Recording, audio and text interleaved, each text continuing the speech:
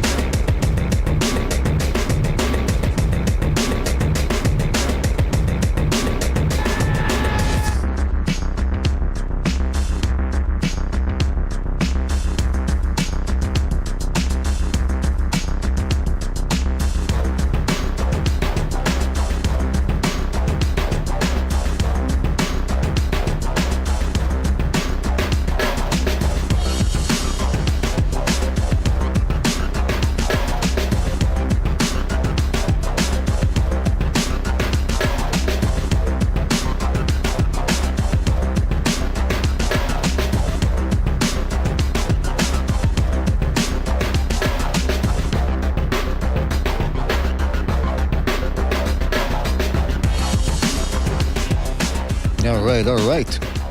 Welcome everybody to another BDA Boxing podcast, broadcasting to you live from the True North. It's a good friend, Mr. BDA, and I sure am glad. That's right, sure I'm glad that everybody could be on board for this one, fellas. In this episode, we got a fantastic one for you as we continue the YTBC Master Series. This is our second episode where we interview and talk with people who have made a significant impact in the YouTube boxing community. And today's the guest tonight will be Thunderdome Boxing, one of the long-reigning YouTubers in the YTBC, and we're going to be talking about how he came into the scene, why he entered the scene, and all of that plus more, so stay tuned for that. Before we get down to the fun, fellas, though, let's get the business out of the way. You know the drill. If you want to donate a couple of shekels our way, you're certainly welcome to do so via the Buy Me a Coffee app. You can also join the the Patreon for free. You get videos for free, and if you want to donate over there as well, you're welcome to sign up for as little as you want. There's no set price, and you still get videos for free, by the way. But the important thing is that you sign up over there. It really helps us out, populate that over there. The other thing is you can check us out for free on Spotify and iTunes at your leisure, also on Spreaker. So make sure to like over there, download the videos that you enjoy, and that's it. Don't forget to hit the like, subscribe if you yet to do so already. Really appreciate that. A big shout out to everybody in the chat. Rapax Trucking Company, shout out to him. Quickslot, Never Sobers, Trooper 55131, Alfredo Contreras, Antonio Hernandez, Johnny Barrera, Quickslot, Baron Evola in the house, shout out to him. Apology Man, shout out to Apology Man, and many more people to come, I'm sure, fellas. Thank you for joining us. Really appreciate it. All right, so like I said, the YTBC Master Series, where we talk with YouTubers who have made a significant impact in the YouTube boxing community. And this is one of the first guests that came to mind when we developed this idea. Because, I mean, think about it. The YTBC has been around for a long time now. Technically, it started before anybody really started streaming. Just, people would comment on YouTube boxing fights. Because back in those days, people already started uploading fights. Although you had to upload them by parts, by the way. I mean, you guys remember the good old days when you couldn't upload more than 10 minutes of a video. And so that's where the community really started. That was way before I started really streaming or even know that you could actually stream. So we're going to get to that. I'm very interested in how this all came about and how Thunderdome started out streaming and why he decided to do that. So let's give him a call right now and get to the bottom of things. Because again, the YouTube boxing community is a long-standing tradition here, and I'm very curious to see how it all started. Thunderdome, are you there? I believe so. Yeah, okay, I can hear you. I can sound good? You sound good. I can hear you, which means other people can hear you as well. Can you hear the beeps in the background? I keep getting these beeps on Discord, but I don't know if you can hear them.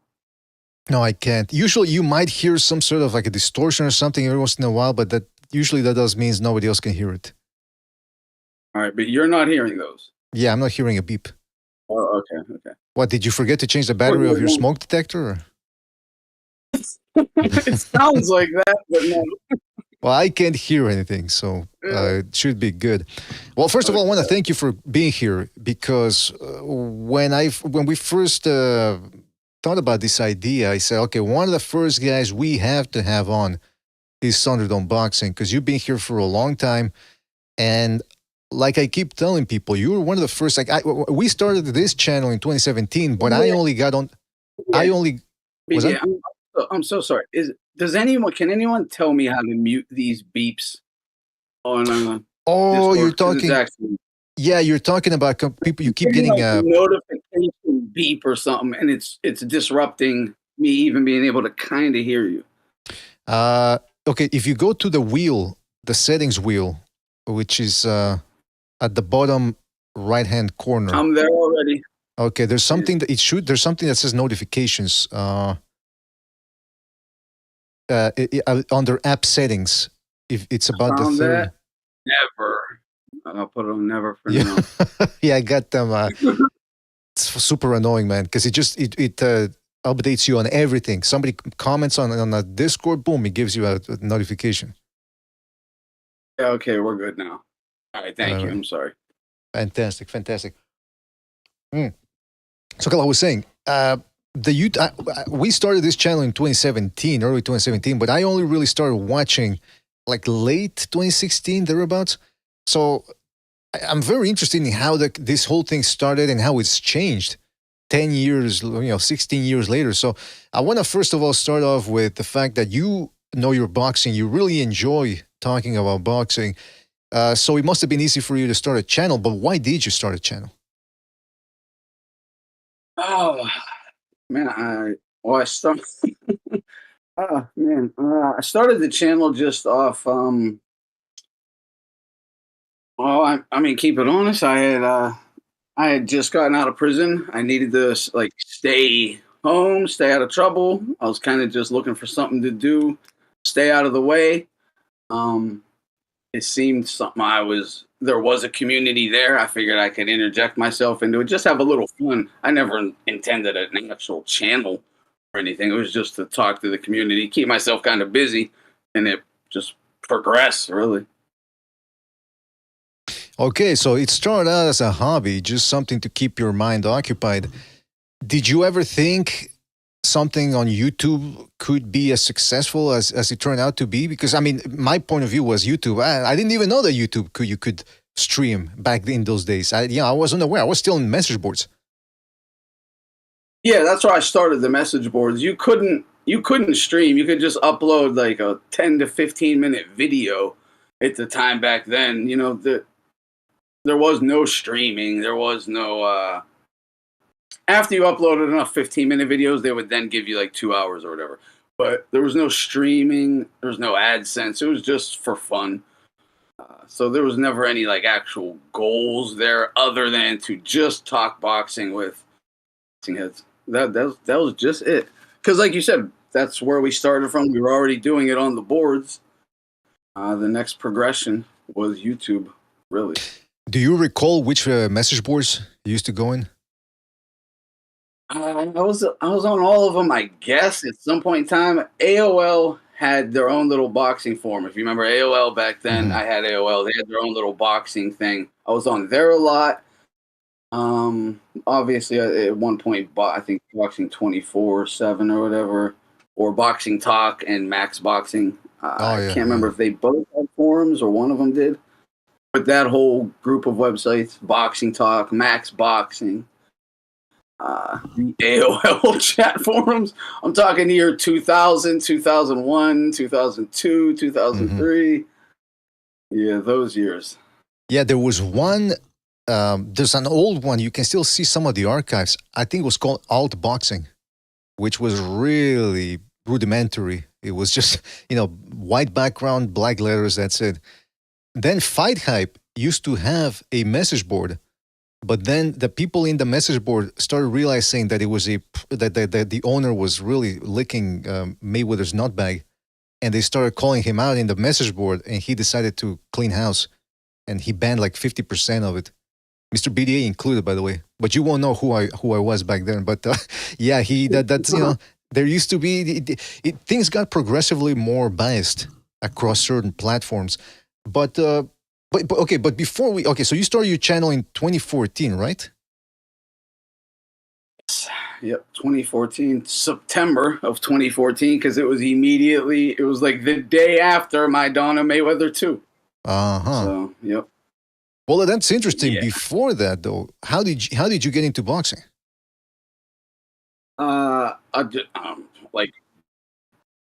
Like talking boxing or boxing. Boxing, getting into as a boxing fan. I was just family. I mean, straight family. My grandfather's boxed. My dad didn't box, but was into boxing.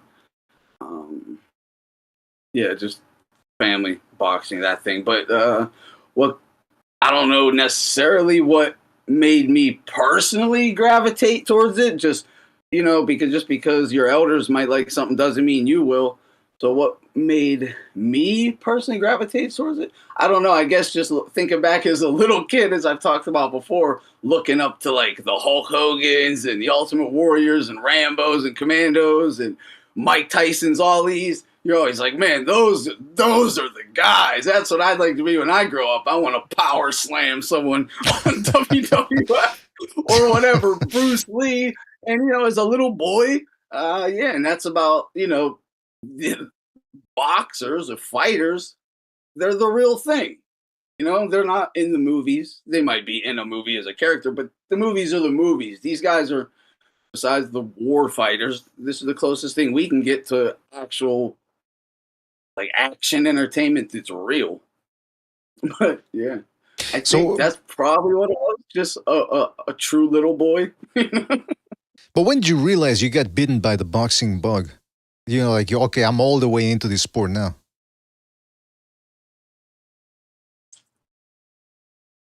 When I found out I was good, to be honest. Yeah. When I was like, I can do this. Oh, I can do this. I don't know. But it's not even good as when I liked doing. I liked all athletics. I like playing any sport, any activity. It doesn't have to be a competitive sport. It could be hiking, rock climbing, basketball, football. I don't like baseball because I don't want to get hit in the face with a line drive.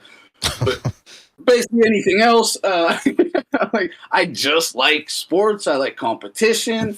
And I think the purest form of sporting competition, one-on-one, and I think we have it already ironed down to gentleman rules, but still savage. In boxing with the Marcus Queensberry.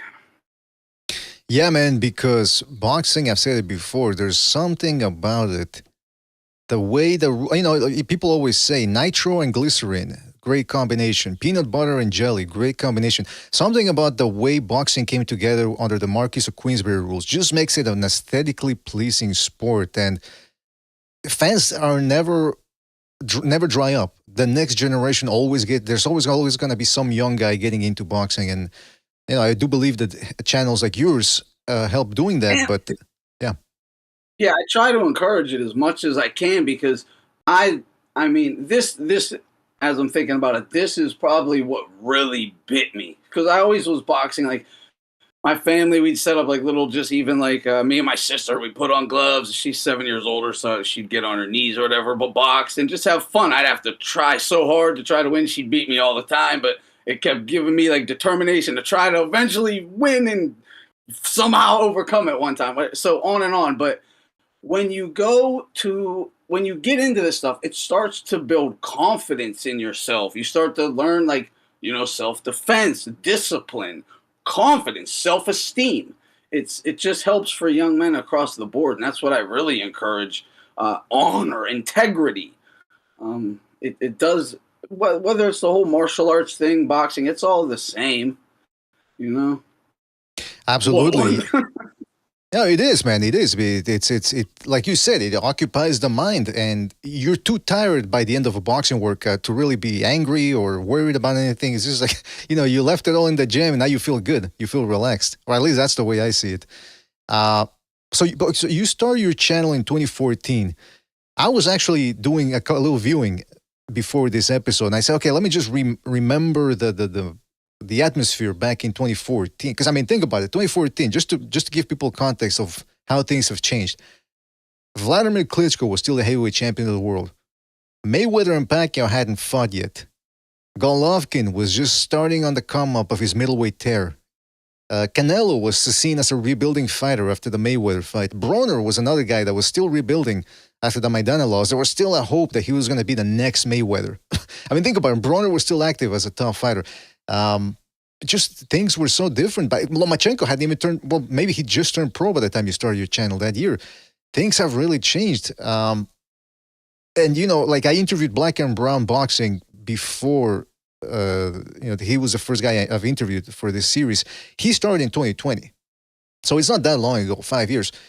2014, some of the things you've gone through with that channel and some of the you know, the debates you've had with people, whatever. What is the one thing that sticks to you in your mind if you go back then that you would like to remind people about now? Like things that changed or things that you may have predicted that turned out to be true, or, you know, like what goes through your mind when you think about the length of time that has passed since you started the channel?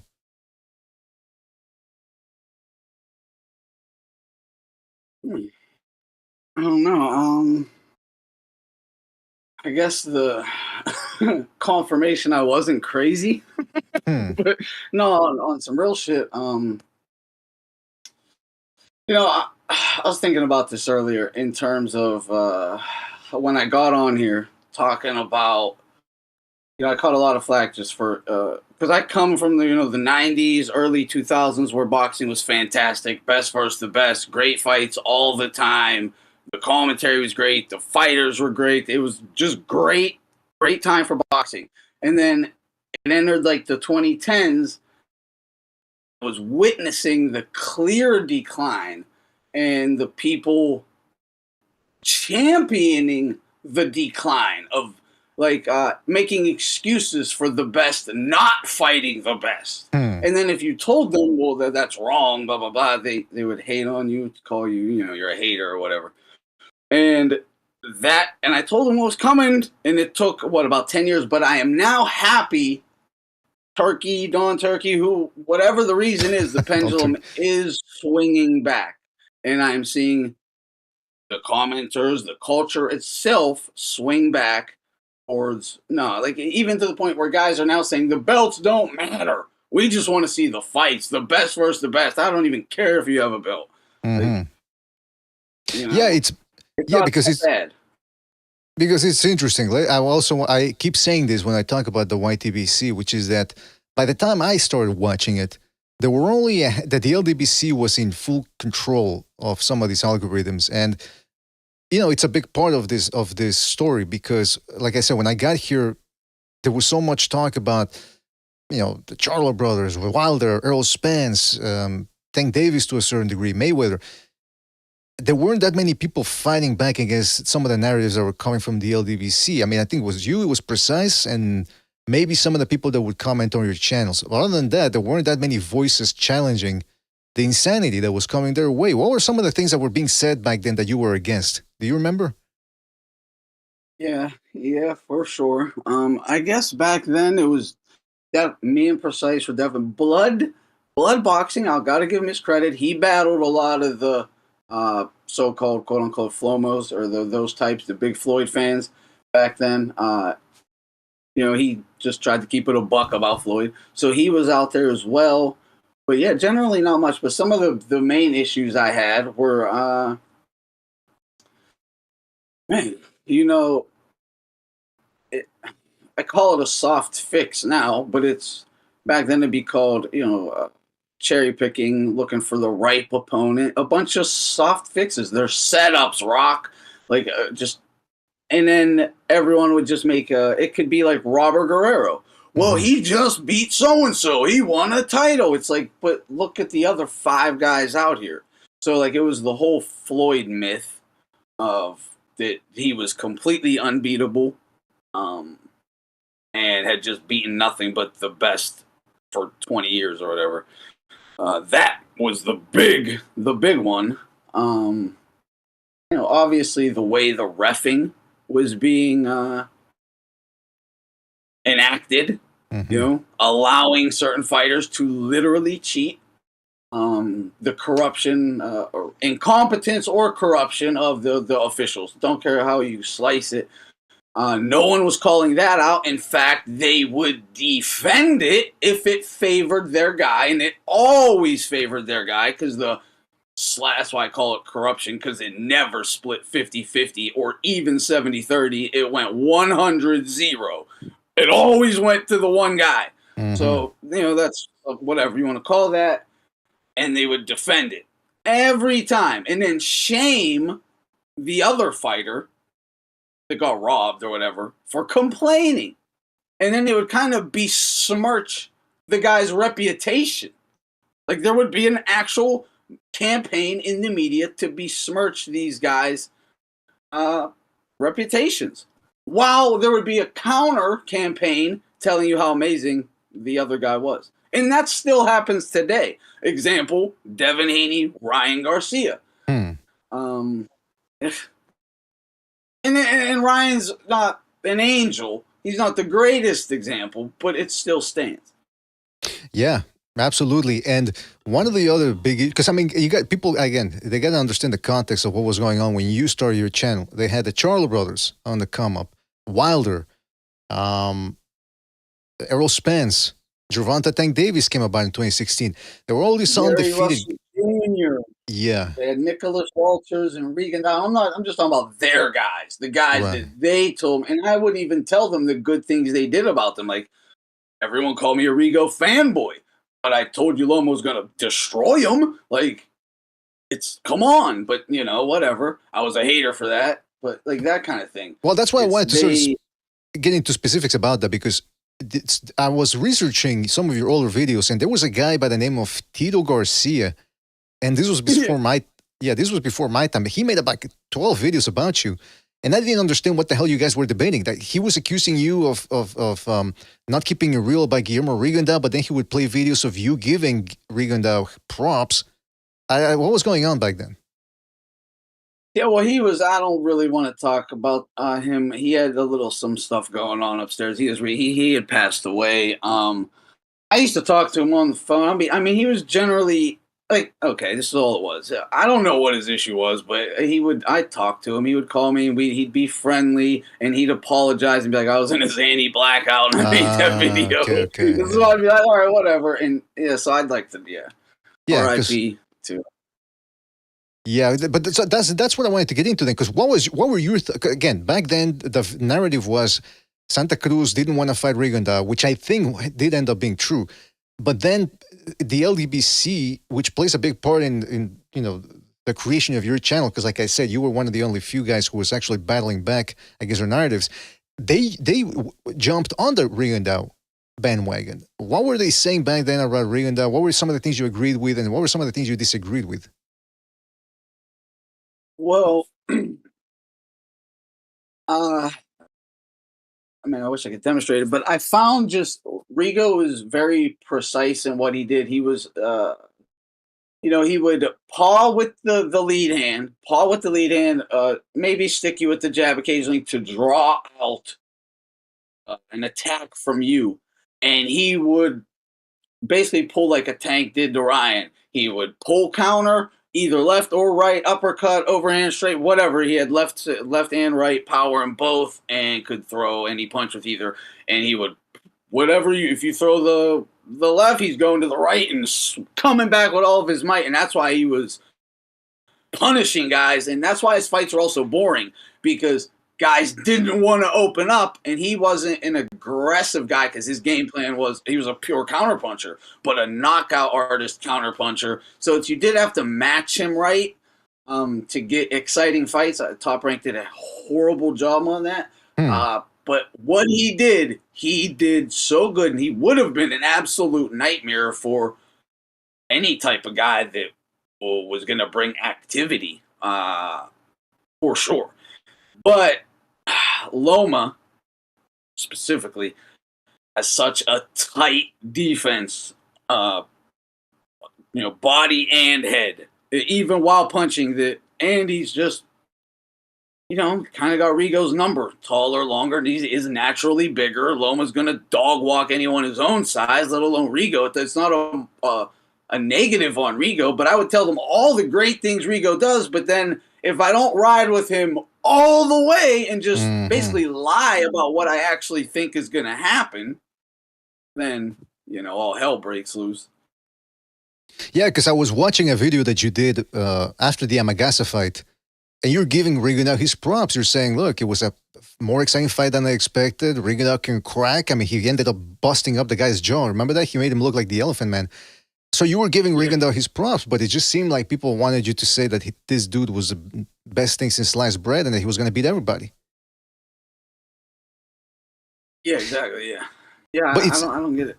It's interesting because I'm going a little bit, not the same thing, but, you know, Shakur Stevenson, for example, who's, you know, some people could say or argue he's the Rigondeaux of our... We can go down the list. I mean, it's a guy, and it's not like I don't pick on, it's like I think they feel I maybe pick on their guys, but they make video after video saying that they are A-level, they're the next greatest thing since sliced bread, and I just will just give my opinion. Okay, this is what they do good. This is where their weaknesses are. This is where their strong suit lies. This is the styles they'll do good against. This is the styles they'll do bad against. Blah, blah, blah. And, oh, my God, how dare you say anything negative? I'm just giving boxing analysis here, guys. Like, you should probably listen to me because I was right about every fighter you have supported over the last 10 years. Like every one of them. So I mean, I don't know. I'm not hating on them. I'm just I'm not lying to myself. I'm not lying to anybody. I'm just saying respect them, appreciate them for what they are. You know, and if you want to, you know, Bill, that's my guy. I don't give a shit. He's gonna win. I understand that. That's fine. But don't come at me for just stating the obvious. And that's all it is the obvious. Because the moment they lose, everyone says what I had been saying for years, and it's all of a sudden just became the obvious. How didn't his team know? How didn't they fix that? How didn't somebody... What? Oh, it's obvious now, right? Whatever. You know, the frustrating thing about a guy like Rigondeaux is that, or at least the frustrating thing with me was that I knew how hard he could hit. The guy could crack with that left hand. I mean, just ask Donito Donaire. And that was what was frustrating, that he could actually crack, and yet he chose to run around the ring 40 seconds at a clip, one shot, and then move again for another 40 seconds. Horrible style, horrible way of fighting. That's why some decisions didn't go his way. And then he has the goal after the Casimiro fight where he fought like a bitch. And then afterward he goes, I want to congratulate the Philippines for the great champion they have. Manny Pacquiao, not Casimiro. I'm thinking this dude is still trying to talk and be vociferous after he fought that way. That was, you know, and then he fought Astrolabio or whatever his name is, Astrolabia, as I like to call him, and he ended up losing over there in Dubai or whatever it was. So it's a bit of a sad end for Rigondeaux, but I have to wonder, did he do it to himself, choosing to continue to fight the way he did? Well, I think it starts even before that, that he did do it to himself, but it even starts before that because we had known about Rigondeaux obviously since the amateurs. Then when he escapes or whatever, now he's in America, so you're like, okay, we got him, he's going pro. He immediately became bougie as hell. Mm-hmm. Remember? Bougie as hell. Like, yeah, I'm in America now. I'm rich. Jewelry, Gucci, the shades. It's my way or the highway. He became very bougie. He definitely did, man. And that cost him too, you know, because it was like the hunger was gone. He's in America. He got money. The hunger kind of left as well. If he ever would have had it for the professional ranks also, that's a different story. Yeah, I mean, because he was a two-time gold medalist. I remember when he turned pro and all the fuzz about him or around him about, two-time gold medalist, he's, how far can he go? And then I remember he fought on I want to say it was a Margarito-Pacquiao undercard. Could have been that or could have been the Claudio undercard. He fought a guy that was pretty good, Cordoba. And that was a boring fight. I mean, he had a perfect platform to look good, and he fought a boring fight. I think it was like a majority decision or something. It was a close decision. And that's when I said, okay, how good is this guy really? And then for every good performance he would have one where he would look shaky. So, I mean, whenever anyone's inconsistent as a boxer, you can tell right then they're not going to be undefeated for long, but people still felt that he was. Some people still argue that he was. You try to explain to these people what's going on, and they just don't want to believe it. But you know what? Another guy that you got into debates over a long time was Gennady Golovkin. Like, if we go back to 2015, thereabouts, what was the narrative about Golovkin? Euro bum, steroid cheat, probably loaded his gloves. He definitely broke them down, they always said. Only fought cans, pretended he wanted the action, but then every time the black guys would call him out, he would never fight them. All of that was the narrative for sure. And they would always call him out. Literally go back to Twitter. He would go back to Tom Loeffler's Twitter. Tom would announce Golovkin versus date, here, venue, tickets on sale. Twitter would light up with all the Amero bums calling him out. I want to fight. I want to fight.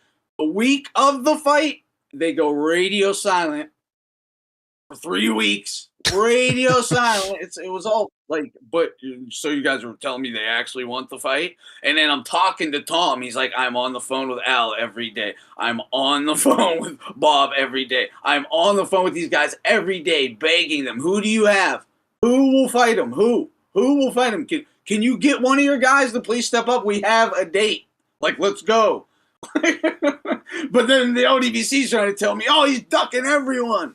I'm like, I'm talking to the guys. Like, no, all your guys are ducking them. Every single one of them for their dear life, because you know what would have happened. You know, it took Danny Jacobs how long, how many camps, and how many steroids and weight advantages to even get into the ring in his backyard, right? Still get whooped. Yeah, because I remember even back then, again, I had to review some of your videos and read the comments just to get, because again, back 2015, I still wasn't following the YouTube boxing scene too much, but the build up to the Lemieux fight, do you recall anything about that? Like, what do you recall about that? What were people saying, and what were the Golovkin detractors saying back then? At the time, it was looking like, I forget who Canelo. Maybe Canelo's going up against Cotto or something, and if they both won their fights, they would fight each other next. I know that was the general sentiment surrounding the event. That didn't come to fruition like we thought it would. Right then and there, but in the lead up, I remember. Again, I can't remember anything specific besides the, calling it a cherry pick. So-called understandably, I guess. He's, not as experienced, doesn't have the pedigree, swings wild, maybe lacks a gas tank. I get all that. But that was was that not a unification fight, if I remember correctly? I believe it was, yeah. Yeah, I can't even remember. I think it was a unification fight, so it's not like, he had to do it. He was trying to get all the belts and force everyone to get into the ring with him. Well, that's what's interesting about it, because you mentioned that the LDBC guys were saying, well, he doesn't want to fight any American fighters. And I'm thinking, well, let's go back to 2015. Which American fighter was this big threat to Golovkin? Demetrius Andrade's best opponent was Vanis Martiriosyan, and he went life and death with him. So I guess that's the guy that they thought was going to box circles around. Okay. Well, I remember I interviewed Abel Sanchez. I was talking to Abel Sanchez. They wanted, obviously, Danny Jacobs, Peter Quillen. They thought he told me Peter Quillen was going to be his fight. And I said, what? What? I don't think you're crazy, but okay, whatever. That was funny. So yeah, they were looking for Jacobs, Quillen. This is after Lemieux. This is at the presser after Lemieux. That's who they're targeting immediately. Who they were trying to target, the two big American middleweights, Jacobs and Peter Quillen, and they were talking reckless. And Lara, obviously, who was talking crazy reckless. The day after Golovkin would have a fight announced, of course. That's the only time they talked reckless. But yeah, they were targeting those guys and literally on the phone with them every day trying to get fights. Never happened. Danny's the only one who stepped up. Salute Danny Jacobs for that. He fought Parag, he fought Golovkin, he fought Canelo. I mean, he's a real one. In a way. Absolutely. Hey, but the other guys, they wanted no smoke. They were the Twitter sins. They're the Twitter sins of their era. Yeah, I can imagine. Yeah, I can imagine how frustrating it must have been back then. Because I read some of these comments from 2015, anti-Golovkin comments. And look, listen again. It's fine to criticize a fighter. I certainly picked apart the Canelo-Golovkin fight. I mean, I pointed out in the build-up to it. I pointed out the strengths and the flaws. It wasn't all just negative. But then I would read comments pre-2015 or pre-2017 rather. For example, in the build-up to the Lemieux fight, some of the comments that I read about Golovkin, he's flat-footed, he's overrated, he's got no defense. And I'm thinking, listen, when these guys are going to that extreme of saying no defense, flat-footed, and they're not even referencing fights or anything, you go, yeah, that to me, that sounds like hating. And there were plenty of... And it's factually wrong. It's factually wrong.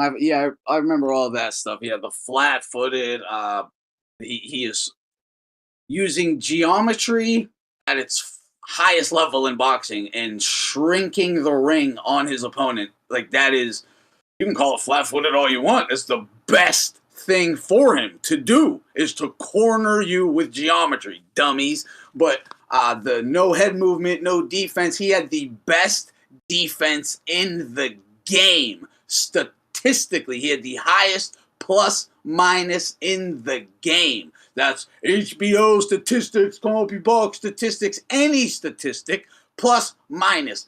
Best defense in the game, and never forget that is accounting for all the times he just dropped his hands and said, punch me, and let a guy hit him 5, 6, 7, 8 punches. So that's all adding. So his plus minus should have even been higher, much higher, in fact. But he ain't got no head movement, no defense. Yeah, it's Andre Ward's the defensive wizard, though, right? Yeah, sure. Little yeah, G, no clinching. I saw someone said G ducked Golovkin. That was a big thing, right? Someone brought this up to me on Twitter. That was the whole thing. Golovkin don't want no smoke with Andre Ward. Andre Ward didn't want no smoke with Golovkin, okay? He came out of retirement and clout chased off Golovkin's hype like a lame. That's not cool. He clout chased off him, trying to shame and belittle a real one to build clout for his fraud ass, okay? I'm just going to say it. And no intentions of ever fighting him, ever, according to his own coach, Virgil, said he will never even fight at fucking once. I'm sorry for swearing. He will never even fight at 168 pounds again. So they were never going to fight at 64. They were never going to fight at 68. So where were they ever going to fight? Andre was just being a schmuck, a clout-chasing schmuck. That's all he was doing, and degrading a real one. Creating a group of haters to target and shame a real one. Like, bad for boxing. Okay, that's why I say Ward was bad for boxing. That's one reason. So that was the thing. So how did he duck him? They could never have even fought. Ward wouldn't have fought him. Also, on my tweet the other day, I said, first of all, someone goes, who would have won at 168? I go, the fight would have never even happened because Ward wouldn't have accepted it if it wasn't rigged in his favor. So, like, across the board, he never ducked him. It was never going to happen, according to Ward's own team. So stop it. Like, Golovkin did everything asked. He tried to fight everyone at 68. He did fight at 68. He tried to fight all the guys, the Frotches, everybody at 68. He tried to fight him. He cleared out 60. He wanted the best from 54 to step up, but they wouldn't. What could you ask for? Like, what? You're just lying and hating. Again, I'm just keeping it a buck.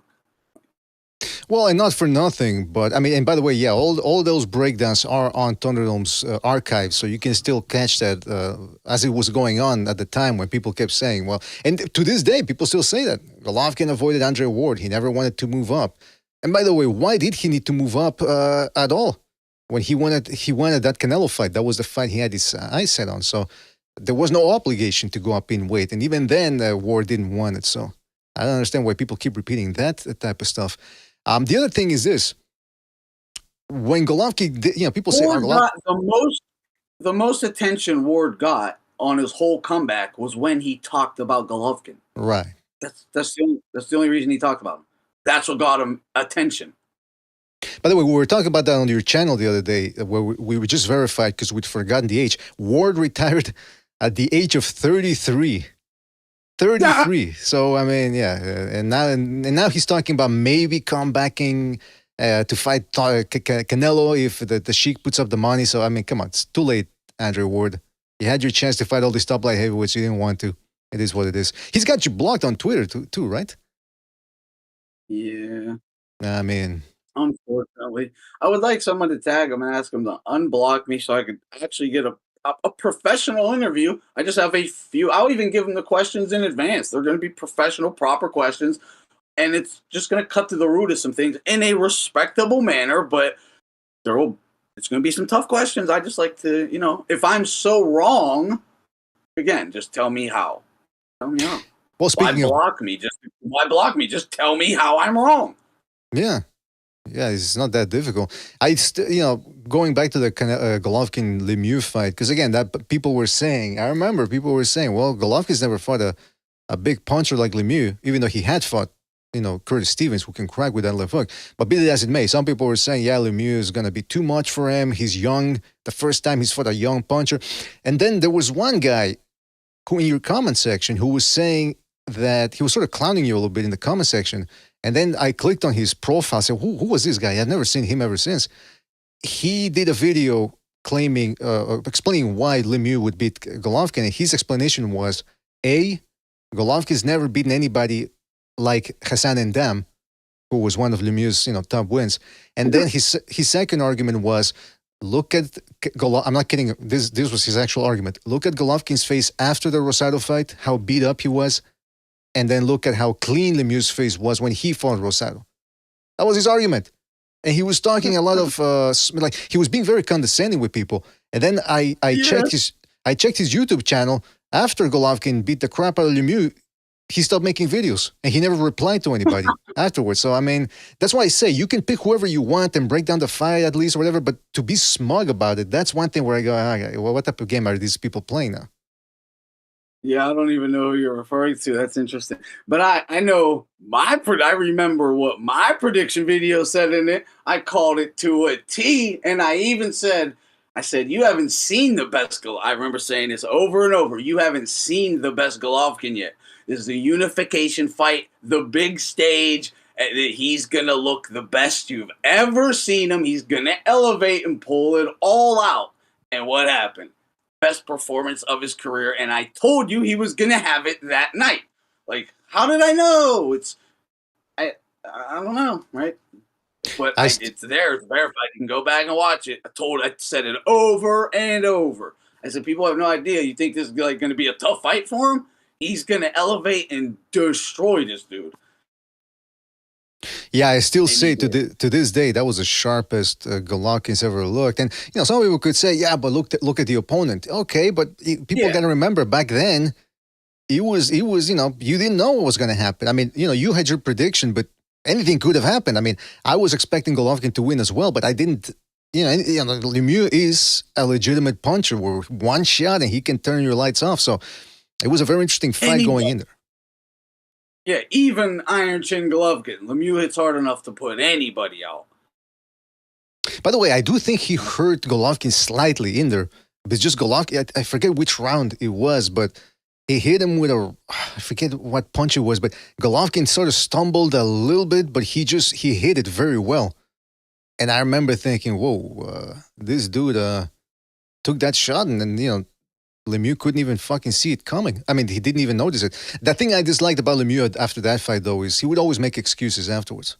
It's like, yeah, he beat me. He was a better man tonight, but just something was off tonight. And he wouldn't be specific about it. He would just say something was off with me tonight. He did the same thing against Billy Joe Saunders. Like, come on, man, give the guy his credit. Jabbed you all night. Something was off, all right. Exactly. Something was off. Hey, by the way, you were in the ring with prime Golovkin. That's what was up. yeah, in hindsight, yeah, that's probably, hopefully he feels that way now. I want to give a shout out to Rapax Trucking Company for his contribution via the Buy Me a Coffee app. He says, great show. Well, shout out to you, Rapax. Thank you for the contribution. Glad you're enjoying this show. Again, just to remind people that this is part of the YouTube YTBC Master Series, where we interview people who have made a significant contribution and impact in the YouTube boxing community. And right now we're talking with Thunderdome. Started his channel in 2014, one of the most well-established channels out there in terms of longevity. And we're just talking about all the things that have happened since he started his channel, some of the things that have changed. One of the things that have changed a lot too, and this is the big saga, is Deontay Wilder. Because at that time... Get into PEDs shortly too, but let's go to Wilder for now. Well, adjacent to Wilder is the fact that one of his biggest criticisms against him, rather, is that he never really fought anybody of note for a long time. He was supposed to fight one guy that was a very dangerous threat to him. That was Alexander Povetkin, but that fight didn't happen because of a PED situation. Do you remember that? Povetkin. Yeah. Yeah, 100%. Of course. Of course. That created a big controversy. What was the controversy? What were people saying? What was the actual... Meldonium was allowed by WADA, by the Olympics, by any drug testing agency worldwide, the Olympics, anything, or Meldonium, I'm sorry, Meldonium was allowed across the board. It helps blood flow, okay? It does do something. It helps blood flow. I talked to Dr. Margaret Goodman from WADA personally on this. She told me if someone's going to take a PED to help win a fight, they are not going to take Meldonium. Right? And she said it just like that, like sarcastically, okay? On the record, so that is what it is. If it does something, it's nothing really. They were allowed to take it historically, okay? So, at one point though, because the Eastern Euros, it was a big, it's a medication in Europe. So a lot of the Europeans and Eastern Europeans were taking Meldonium, and they were also winning a lot of these sporting events. The West, Western Europe, the West, complained and got it put on a banned list. Meldonium. They got Meldonium put on a banned list. So they had to do a study on, okay, well, you can no longer take it from this day forward, number one, but now what's the half-life? So if you took it on January 1st, say 2025, when will it be out of your system by? And they did numerous studies on this, and the half-life was extremely long. Years. It could still be detected, like picograms of it, years down the road. They could keep an eye on it, and as long as the levels are consistently dropping steadily, over time, they can see through a spectrometer that you are not taking it any longer, right? But they also said you have to stop taking it from this day forward. They all stopped taking it. It didn't stop anyone from winning or anything like that. Whatever, they just stopped taking it. So he gets to fight with Wilder, because Wilder has to fight him. So he gets to fight. Meldonium has been banned now for like 4 months or so. I think it was 4 months. They have the Clean Boxer program with WADA and Dr. Margaret Goodman, who was involved in this, hands-on with Mauricio Solomon, talked to all of them personally at this time. And so Meldonium does show up in Povetkin's system. This is what everyone would go, he did pop! Okay, Meldonium showed up in his system. And they said they could tell that he hadn't taken it for like a year. He hasn't been taking it, and he hasn't taken it for like a year. It's like a picogram is showing up, and it was sometimes it wouldn't show up because that's how low it was, and sometimes it would show up. It was leaving his system. Anyway, so and it was legal for him to have them amounts of Meldonium in his system, because they understood the half-life. They understood it's going to take time, so it can't stop guys from performing. It's legal. It was legal. It wasn't against clean box. It wasn't against WADA, WBC's clean boxer program. It wasn't against any anti-doping protocol to have that meldonium in his system when he, quote unquote, popped. But Wilder used it as an excuse to say he's a steroid cheat. He's turning down the fight. He paid allegedly paid Dan Raphael and others to run a smear campaign. They called him Povetkin, that he should be banned from boxing for life. Wilder should be allowed to avoid him. All this. But that all happened. They go on and on. They had millions of dollars in escrow over this fight. They took Povetkin's team, very wealthy people. They took Wilder's team to court over this for breach of contract, for pulling out of a fight that there was no reason to pull out of. It was a breach of contract. And Povetkin's team won in the Eastern District of New York. Okay, in America. He didn't sue him in Russia. He sued him in America and won. Wilder, they were scared. He ducked. He knew he was getting blown out the water right then and there. I knew it. Anyone with a brain knew it. And that's why he never even entered Russia. For the record, Wilder never, he flew over there, remember? Like 2 weeks before the fight, whatever. He stayed in London. He never, ever went in Russia, because if he entered Russia, he was not getting out of there. He was going to have to fight. That's for real. And he knew that. He was scared. He wasn't about that action. And it was the biggest payday you could have ever imagined. Rybinski, what was Rybinski giving him? I think $25 million? Jeez, Luis. Ain't that what Rybinski was giving him? Well, yeah. Back then, the PBC still had a couple of bucks to keep Wilder afloat. Similar situation with the Joshua one. Remember that? When Joshua offered him Joshua side offered him a good payday, and they decided to wait it out. And Wilder was comfortable getting paid, a mill here, a mill there, but as long as he didn't take a loss.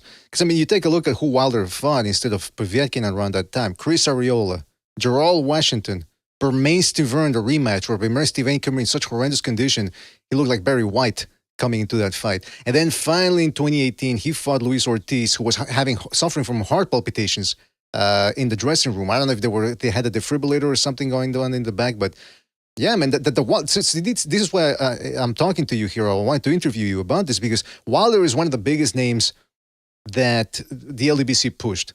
That this guy was a big puncher that was going to beat everybody. 50, how many defenses did he have? 8 title defenses, something like that. That's not easy, even for a hype job, blah, blah, blah. And look at what happened with him subsequently. He shouldn't have gotten that win over. Day one. Well, there you go. Day one. First step up, real fight, he loses. First one. What happened? Fury. He lost. It was a draw. He lost.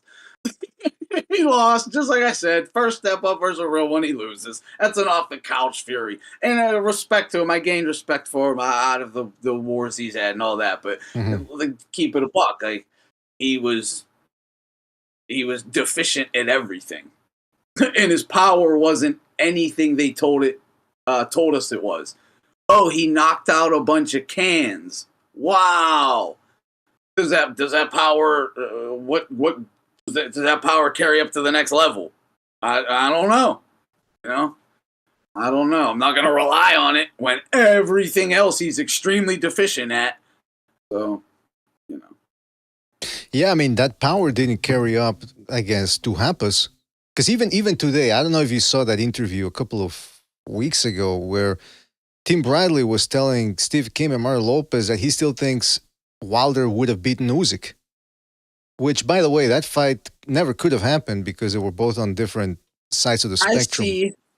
I see them saying it on Twitter that Usyk should fight Wilder next now. Come on.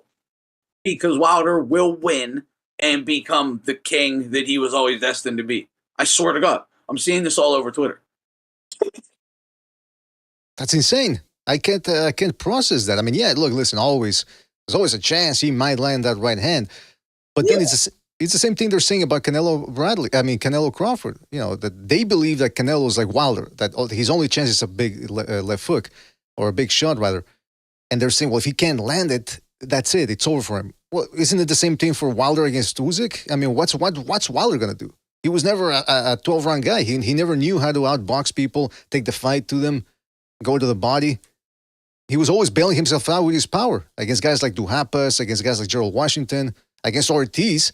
That the first fight was going down the wire, and the rematch he was losing every round. He probably should have just lost that fight. In all actuality, Mm-hmm.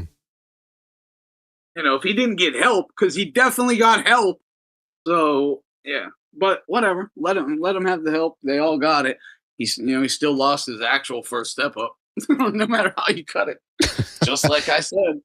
Well, that's it. Just like I said, but I was a hater. Well, and now, again, it all became so obvious, right? Every expert boxing pundit stated they just like went and rewatched my Deontay fucking film study or something and repeated it all after he loses. It's like, oh yeah, I told you this is why he was going to lose. Like, I'm not telling you why he lost. I was telling you this is why he's gonna lose. What the fuck? Well, you know, the narrative after Zhang knocked him out was, well, he just can't pull the trigger anymore. And I'm thinking he never could pull the trigger. I mean, yeah, technically he was pulling the trigger against subpar opposition, but then look at what happened when he stepped up against Fury, Parker, and Zhang, the best guys he's ever fought. They all dealt with him. They could take the right hand. Any average, just, not a world beater, but just a world traveling contender type, the Spilka level guys, they would beat him for every single round. They would just beat him every round. Every one of them would win every round, basically, until he would zap them. And that's because, usually they were on a short camp. They're not that disciplined. They're not that high level, so they get a little reckless when they start winning, and bam, they run into something. But you could see it. It's like, dude, he's losing every round. The journeyman. What do you think happens when he steps up? Yeah, there's a disconnect with the way they watch boxing, and that's what's interesting about it, because one of the charges levied against you for a long time was, well, Thunderdome doesn't like Afro-Anglo fighters. That's why he's so critical of the LDBC. Yeah. But I wanted to bring this up about the perfecting thing, because I got called, like, if that was like, everyone was like, oh, he's one of them, like, to the core, like, oh, Jesus, do you even know who I am? What are you talking about? Like, I was right. I'm sorry, I just looked at the issue. I talked to everybody involved. I did actual investigative journalism, something not you BDA, but none of you LDBC guys know anything about. Not you dick ride. I did investigative journalism, got to the bottom of it, presented all the evidence, and what more can I do? Like, and that's I guess in that era, in the Trayvon era, that was racist. That was alt-right. Terrible, terrible white man. Didn't you get called alt-right by a lot of people too? I think that was specifically the term. Yeah. So like, precise. I mean, if you dared say the truth about that issue, because alt-right was was the colloquial term for Nazi at the time. So yeah, they were just calling you a literal Nazi if you just explained the truth. Like, the factual truth proven in the court of law. Any source you want to use backs it up. Like, I don't know. Yeah, I mean, I remember. Times. I remember when Butch, because Butch is the one that told me to start a channel. He's like, "Hey man, we got to start. You like boxing? I like boxing. Let's start a channel." And I didn't know. See, that's the other thing I wanted to talk to you about. That when he started listening in 2015, I think. I'm gonna have to ask him, And he would sometimes he would talk to me about it. Oh, there's this thing called the YouTube boxing community, blah, blah. And I didn't understand what he was talking about. He's like, there's this thing called the LDBC, and there are a bunch of black races, blah, blah.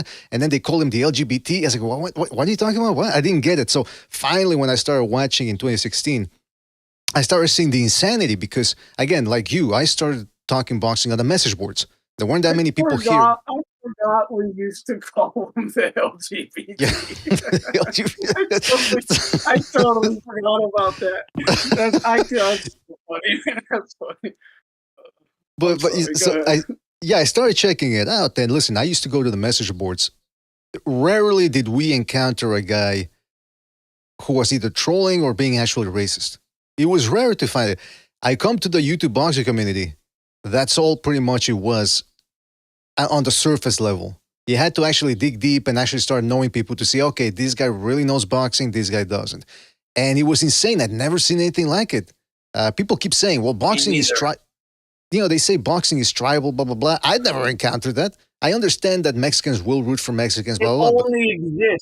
It only exists online. I've never seen it in a boxing gym. I've never seen it on a street corner, a barber shop, a bar, any family function. It only exists on the internet. Mm-hmm. Because the few people that I did talk in person about boxing, they didn't care where the guy was from, how he looked like, blah, blah, blah. He could fight, which is it was something we were talking over your channel the other day, that Mexicans as a whole, Golovkin, Pacquiao, Mike Tyson, if they're entertaining and they bring it, they'll be fans of him. They don't give a shit. And yeah, if it comes down to Mexican versus somebody else, yeah, they'll root for the Mexican, but it won't be this inherent superiority thing where they go, well, this guy's Mexican, therefore he's superior to all these other fighters. Which is that's the main problem. No matter what, I'm gonna say he's gonna win, and I'll just say because he hits hard. Exactly, yeah. He's got that. And that's my expert boxing opinion. And I'm telling you to hit like and subscribe and listen to my expert boxing opinion. Because my guy, just because he's Mexican, and he hits hard, he's just gonna find a way to win. Trust me. Now subscribe. Hit like, right? That's their expert opinion. Well, you know what? The reason why we're bringing all this up is because things have calmed down, in my opinion. I've noticed that things have calmed down a little bit. I guess maybe it's because all these LDBC guys ended up getting exposed. But the point is that things did calm down. But back then, it was like, for example, like I said, when we started in 2017, just by association with you and with Precise, people would call Butcher and myself racist. And I'm thinking, well, I'm sorry if I agree with Precise and Thunderdome. It's just I'm agreeing with them because they make the better arguments. What can I say? It's like, for example, Josh Kelly, that British welterweight. There were people making videos about him, how he was going to be the next big star, blah, blah, blah. I disagreed about that. Did that make me racist against British people? No, it's just I disagree with the fact that this guy is going to be the next big thing. And there is no community, and Butcher has thrown the gauntlet down before. Show me another community as big and numerous and proliferous as the LDBC. There's no white equivalent to the LDBC. There's no Hispanic equivalent. It was only that community. I did a video on Josh Kelly because they were giving him such high praise the same thing I say, like the way they praise Boots, they were doing to him. I did a video, the same thing on Josh Kelly, saying exactly what's actually going to happen to him. And it did. I did the Josh Kelly video too. So it ain't a race thing at all. It's not. Josh Kelly was a great example, BDA. Well, thank you. And I agreed with you as well. Yeah. Well, there you go. And so that's the thing, though. It's what happened with, again, you're racist because you're criticizing these fighters. Well, I'm sorry to say a lot of the criticism turned out to be valid. Where are the Charlo brothers now? Where's Deontay Wilder now? Where's Adrian Broner now?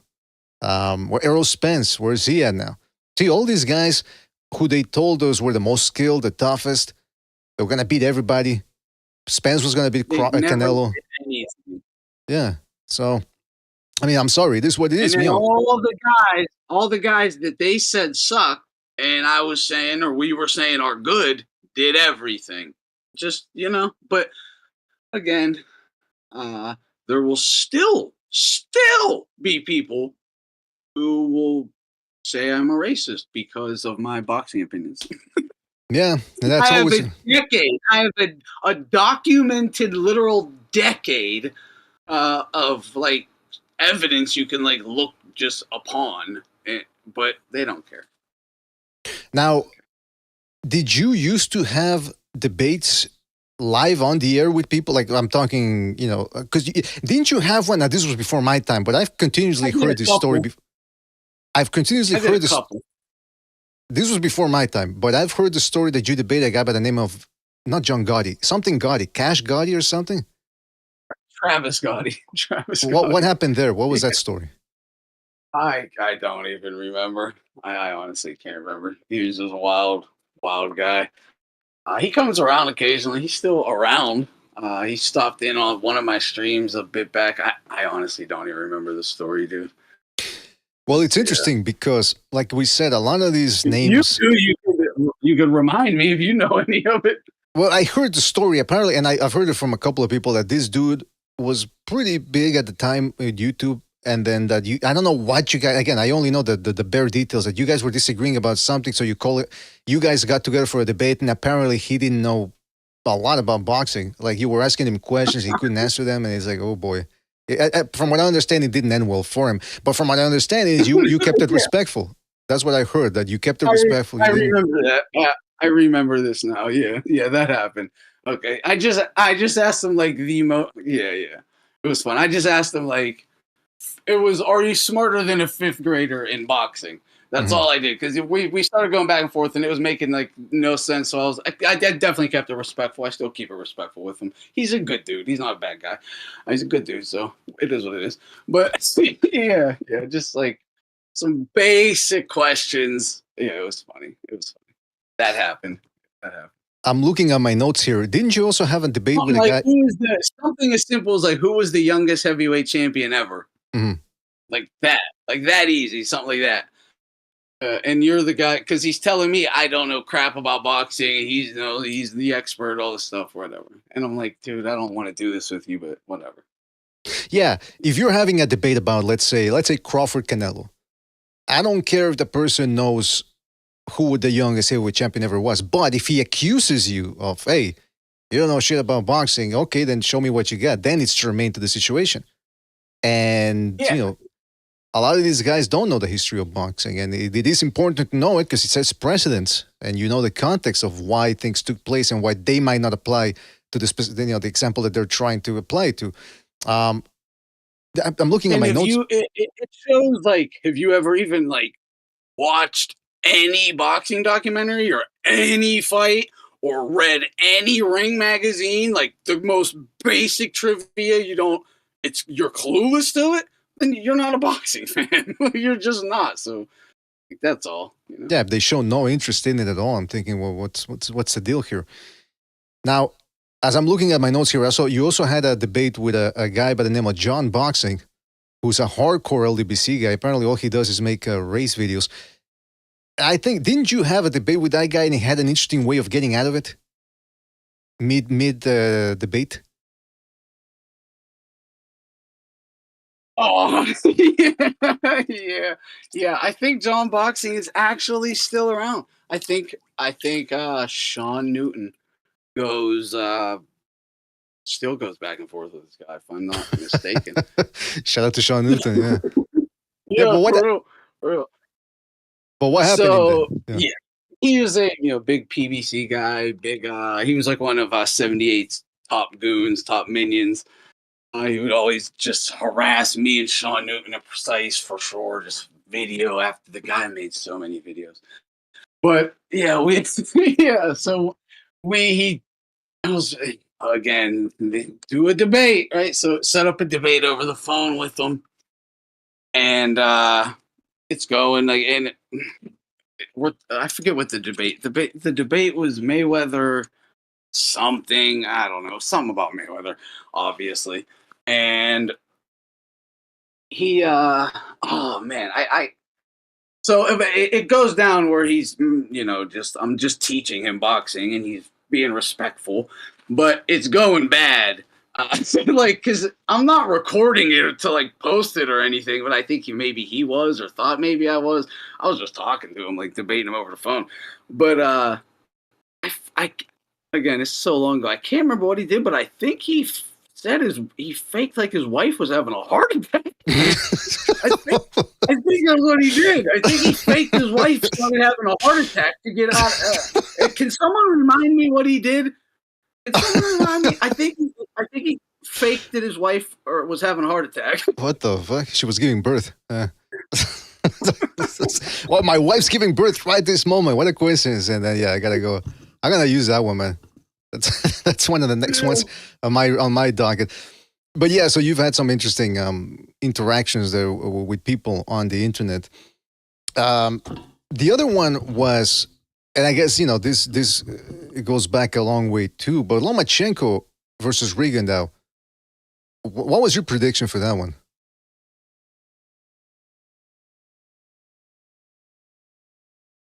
Was going to abuse him.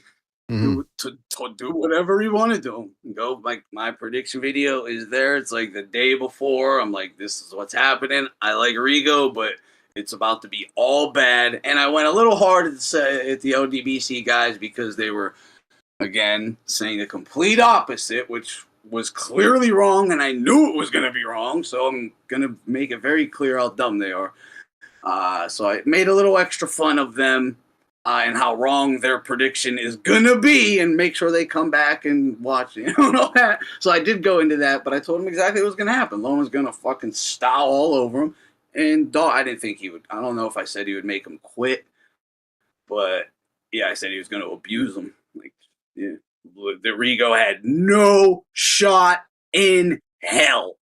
Like very clear, very clear. Yeah, well, another big name that we haven't even touched on was Pacquiao. Because again, you were around for the build-up to Mayweather-Pacquiao. I wasn't. I was still stuck on the message board, so I don't know what was the build-up like on YouTube. It was great. That was like the best time in the YTBC ever, man. That really was, because it was the Wild West. This is like, it's before AdSense, and when AdSense just comes into the picture, when Google just takes it, so it still really doesn't even matter. It's still completely free speech. Like, no one's really not about money or clicks. It's just, the real community is still the YouTube YTBC's Wild West for a while there. And there still hasn't been anything like it online since. There hasn't. I mean, that's the reason. I caught a wave. Like, my channel absolutely caught a wave from Pacquiao versus Mayweather. No doubt about that. That's where all my thanks has to go, that wave. But there still hasn't been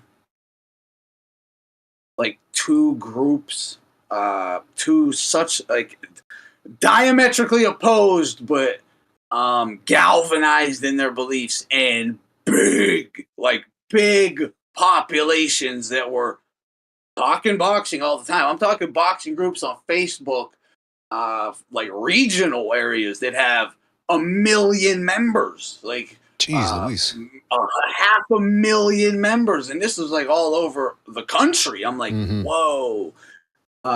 And those two guys had the whole sport was buzzing. It was about them and what their next moves were. Can we please get them in the ring next? All that drama. Plus, you still had all the extra great fights happening around it. But that period in time was fantastic for the YTBC. It was so fun. The debates were wild.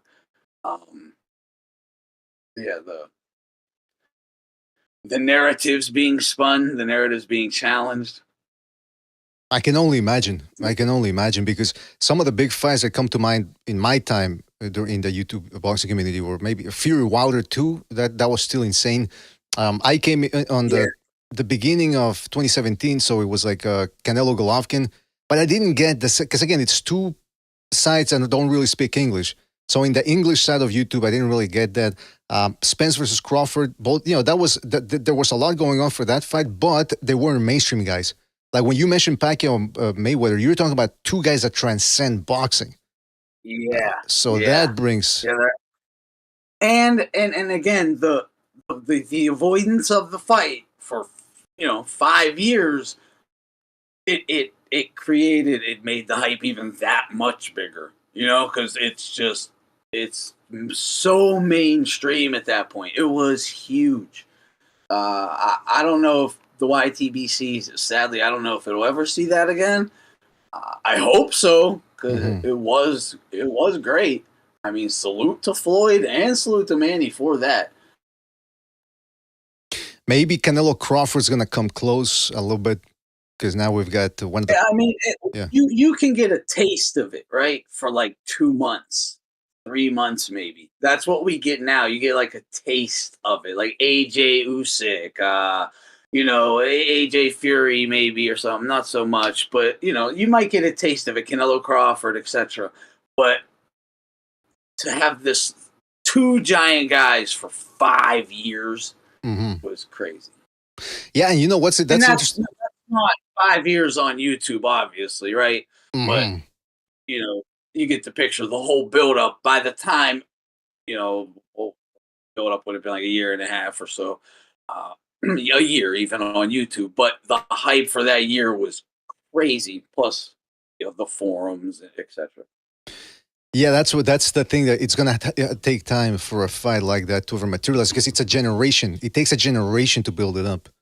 I guess you could even argue that with Pacquiao, because when Pacquiao became a star in 2003 against Barrera, a Mayweather fight wasn't even in people's consciousness. So it took about 12. And say what you want, and say like I'm Floyd's biggest critic, right? That's what I'm known for this, but.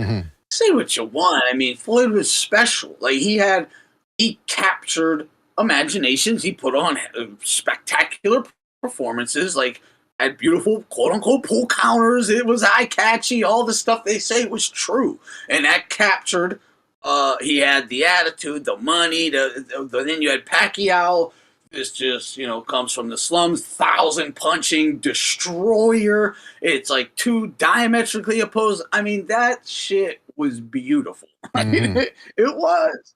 I mean, there was a trainer, I don't know if it was Al Mitchell or it was an Afro-Anglo guy with a mustache, old school guy, back in the early 2000s. And they asked him in Ring magazines, like, who are the top 10 guys? And he said, Mayweather. And he says, I've been watching Mayweather since he was an amateur. And even in the amateurs, he was doing things that I hadn't seen since the 1950s. So people were, you know, he was, say what you want about Mayweather, that there's asterisks in his career, but like you said, he fought them all and he had the skills and he had the brain. It's almost like, you know, he's a little, when I say retarded, I mean in the sense that he got stuck as a 12-year-old. You know what I mean? Because if you listen to the stories about Mayweather, is his father was a nut job, his mother wasn't all there either. So it's almost like he got stuck in that developmental stage where, like an autist a little bit, he's great at boxing, but that's really it. Like he's still a kid with a bunch of millions of dollars and a great boxing brain. But at the end of the day, I just saw an interview, I think maybe Kriegel was interviewing him. It would have happened several years back, not too long ago, maybe 7 years ago or so.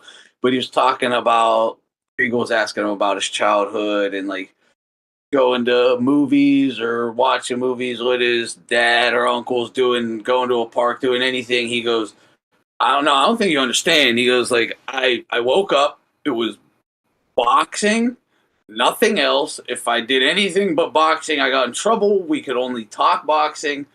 That's it. Boxing, boxing, boxing. When I go to bed, I have to go to bed at a certain time because of boxing. When I wake up, I have to wake up at a certain time because of boxing. Just box. Like, that was his entire childhood.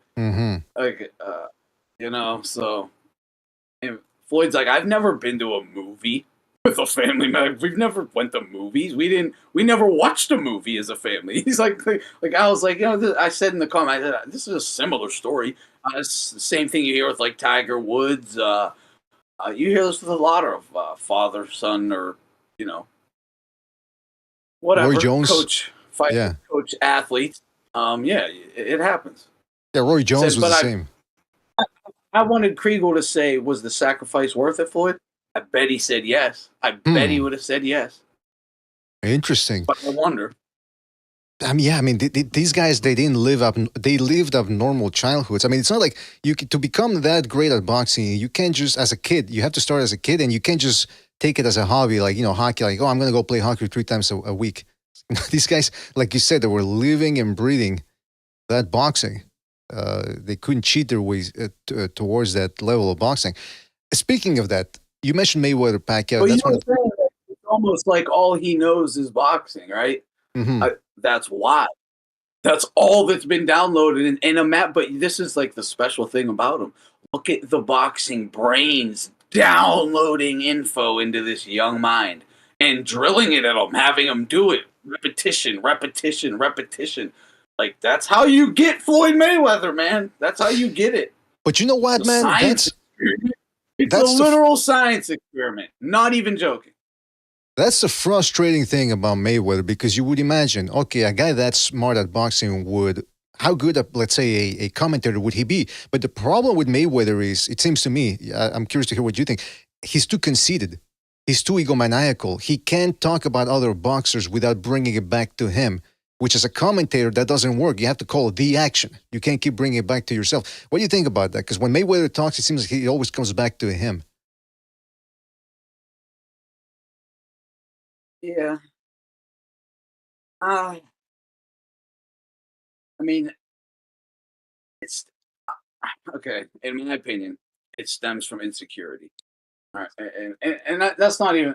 I don't even want to say in my opinion. It does. It just stems from insecurity. Mm-hmm. For whatever reason, it's probably some childhood things. Maybe you're not good enough. You're not doing enough. You got to do more. You got to do it better. That kind of thing. Maybe worked on his self-esteem negatively. Still can perform. Don't get it twisted. But there may be some insecurities that he has to feel he needs to overcompensate for. Obviously, right? Mm-hmm. 10 women, 10 million in jewels, 10 million in cars, and it's like, what is that? What are you doing that for? So I think that it really just always. That's why it's hard for him to give any fighter shine. Like, he shit on Muhammad Ali, guys, like over and over again.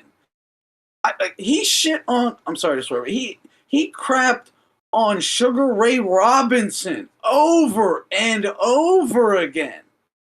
Like, that's not supposed to be acceptable in our culture. That's like blasphemy. You don't do that. Okay? Everyone talks about respect these fighters and but then when some guys out here, the face of boxing is making it acceptable among quote unquote normies to belittle and humiliate our goats, right? Yeah, that was totally acceptable. I was like one of 2 people online saying anything about it. Meanwhile, ESPN is like, Floyd has a hell of a point. Like, come on. I mean, yeah, he said something that sort of made sense one time, because he'd also said the same thing about, I think he actually told this to Sugar Ray Leonard's face at a function one time, that he would have beaten him. And Mayweather said that, well, look, as a professional, as a current active fighter, that's the way I feel. He said, if I felt any other way, I wouldn't be a good boxer. In other words, what he was saying was he had to believe that he was better than everybody in order to get to work. Right. I understand that line of thinking 1,000%. There's more to it though, right? You don't think Usyk feels the same way, right? You don't think Usyk feels the same way? True. See what I'm saying? Mm-hmm. So you can always sneakily, slyly, with a bit of a in good jest that I think I'd do well, right? But he's the man. I'd never want to disrespect that guy, right? You can always do that. That's what you're supposed to do, in fact, if you don't just bow down to the guy out of sheer respect, regardless of what you actually think, because you are so secure in yourself. You don't need to belittle someone to try and build yourself up. Right. You can give them their credit and still know I'm the man. Like, Yeah, there's a way of doing it. And you know what? lest anyone think that you're defending Muhammad Ali as like a boomer, you know, like, oh, he's Ali is the greatest. You've made your share of criticism of Ali. No fighter in existence is infallible or barred from criticism. This is what we do as boxing heads. Going back to the 80-year-old men in 1908, sitting in some some dive bar in Harlem, yapping about the greats, right? Yapping about the guys of their time. It's the same thing, okay? It's what we do, and you have to. I mean, I always look at it this way. You don't think, well, first of all, it's just good fun, and it's what boxing heads do. But on another point, you don't think there are trainers of champions listening to some of your film studies and others' film studies and taking notes, you know, things like that. So there's a lot more going on than just us having some fun talking boxing as well, you know? Right.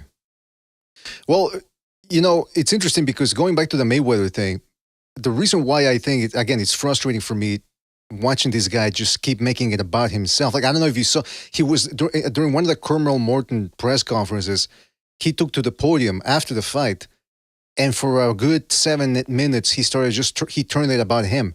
He started rambling about his career. And it was insane that this dude, so that's what's frustrating, that I know within that little brain of his, there is a good boxing analyst, but he can't stop making it about himself. I remember he was on Howard Stern one day. I want to say after the Pacquiao fight, maybe. It was one of the most boring interviews I've ever seen. Howard Stern, who couldn't get anything out of him. He would just tell him, I'm afraid of you. I'm afraid for you, Floyd. I mean, all this money you got and you're hanging around with a bunch of women you don't know, blah, blah.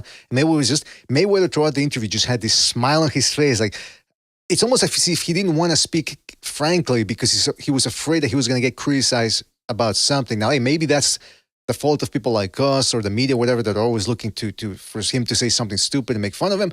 But it was a bad interview. Every time he does an interview, I have to tune out after a minute because I know it's coming where he's just going to start talking about how great a career he had and how if he takes any fighter under his umbrella, they're going to have a similar career. It's weird.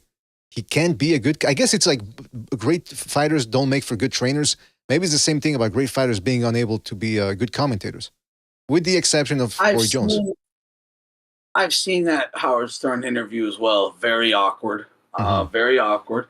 And I think it comes back to Floyd only knows one thing. It's if you get him, you could probably get a magnificent interview if you just talk sweet science. Like take fighters out of it. Like just talk the X's and O's of boxing. You could probably get a great interview out of Floyd Mayweather Jr. But Howard Stern, like he probably doesn't want to open his mouth because he has nothing to say. He's probably worried he's going to make an ass out of himself. What's he going to do? Talk boxing to Howard Stern? Right. You know what I mean? Like he's going to say something. Howard's going to crack a joke on him. He's not going to like that. And then, no, it's true. That's true. Awkward interview. Yeah, it would have been a bad setting. I tell you, one of the best things I've ever seen involving Mayweather in terms of interview type thing was there was this guy by the name of Smitty. I think he used to work for secondsout.com. I forget. And he had a series of videos, which I hope are still up on YouTube. Yeah. Oh, okay, you remember him? Yeah, he used to do videos. He would get in the ring with fighters and he would ask them tricks of the trade. And there was one with Mayweather. And Mayweather was having a good time. He was in his element, like you said. Maybe it's because he was the thing that he feels the most comfortable in, which is boxing. But he was having fun. He was smiling. He was explaining about how to control guys and all that. If somebody could get that with him, to do that with him, I think it would be fantastic. It would. I saw that too. And that's a great example. That is perfect. That is what I'm talking about. You get Floyd in that environment. Again, take fighters out of it. Just the X's and the O's. Have him teach you boxing. But in front of the camera, he did it well. He taught it. He explained it. He had fun. He was personable. I've seen that. Him and Smitty, go watch it if you haven't. That is Floyd's bread and butter in terms of content. Honestly, that's what he should be focusing on. Yeah, it's a shame that you mentioned keep him away from other fighters because the way you said it makes it sound like he's a traumatized dog. One of those dogs that's been abused since he was born, and you can't have it around any other dog anymore. You need to be a master controller of dogs, and you can only be around it for it to be good natured. You put it around people, children, other dogs, it just goes nuts. And I think that's the way with Mayweather. It's you put him around other fighters, he's gonna go nuts. He's gonna start feeling insecure, and you're absolutely right about that. Hey, by the way, I want to pick your brain about a couple of more things here. Hopefully, I'm not keeping you too long. But No. people just told me. I mean, shout out to Anderson Aldo on the Discord. Turkey Al-Sheikh just announced this card. It's official now. Ryan Garcia, Rolly Romero, Devin Haney, Jose Carlos Ramirez, Martin Bakole, Efe Ajagba. So let's start with Garcia Romero. Anderson Aldo is. It says further details about the venue and exact date will be announced later. Stay tuned. Oh, that's please be in New York. I like the card. Well, that's what they were saying.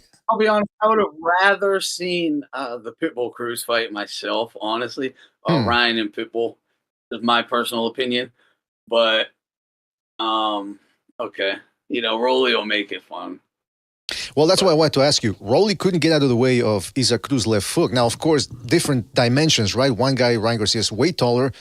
Isaac Cruz is way shorter. But do you think Romero is going to be able to stay away from that power for 12 rounds? No, not at all. The only thing is. Man, no, I'm trying to come up with a way Rolly could have some success and win. I'm really not finding much. I mean, he can use the jab, stay behind a high guard, tight guard, keep his liver covered, keep his hands up, work behind a tight, long, stiff jab, tight, long right hand, come behind it. Don't throw that left hook. Bring that right straight. Oh man, yeah, he's in trouble. Yeah, Rolly's just gonna get punished, dude. It's a similar situation to Pitbull Cruz in that the only way he wins is if he catches Rolly, or if Rolly can catch Ryan slipping. If Rolly doesn't take the fight all that serious, he isn't in the gym working his butt off.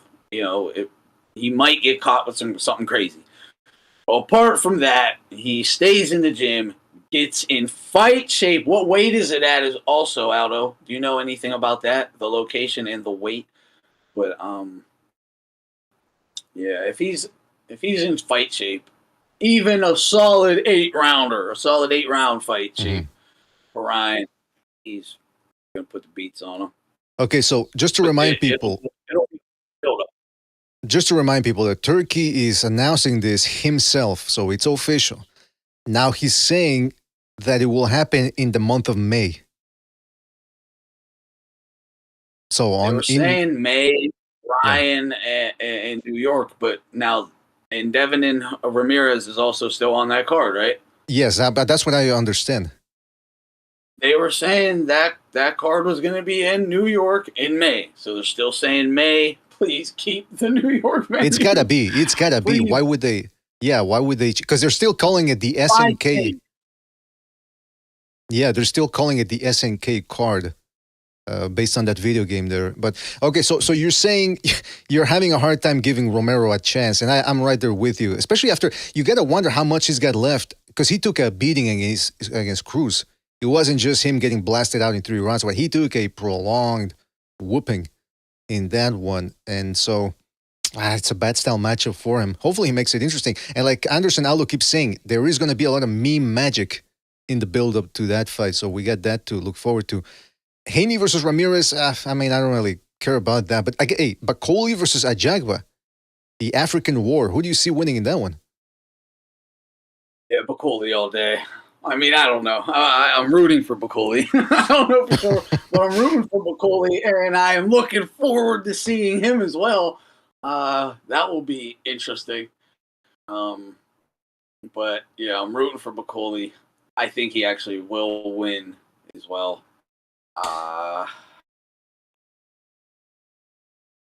Yeah, he'll be Bacoli stationary, cross guard, jab, long right hands. Bacoli springing in and out, big bombs. Not going to have all that much effect. He's gonna run into something. Bacoli's going to win on KO. That's how that's going to go. Blue Collar Sports In TV. short. Yeah, But Blue Collar I'm Sports looking TV. forward to it. What's that?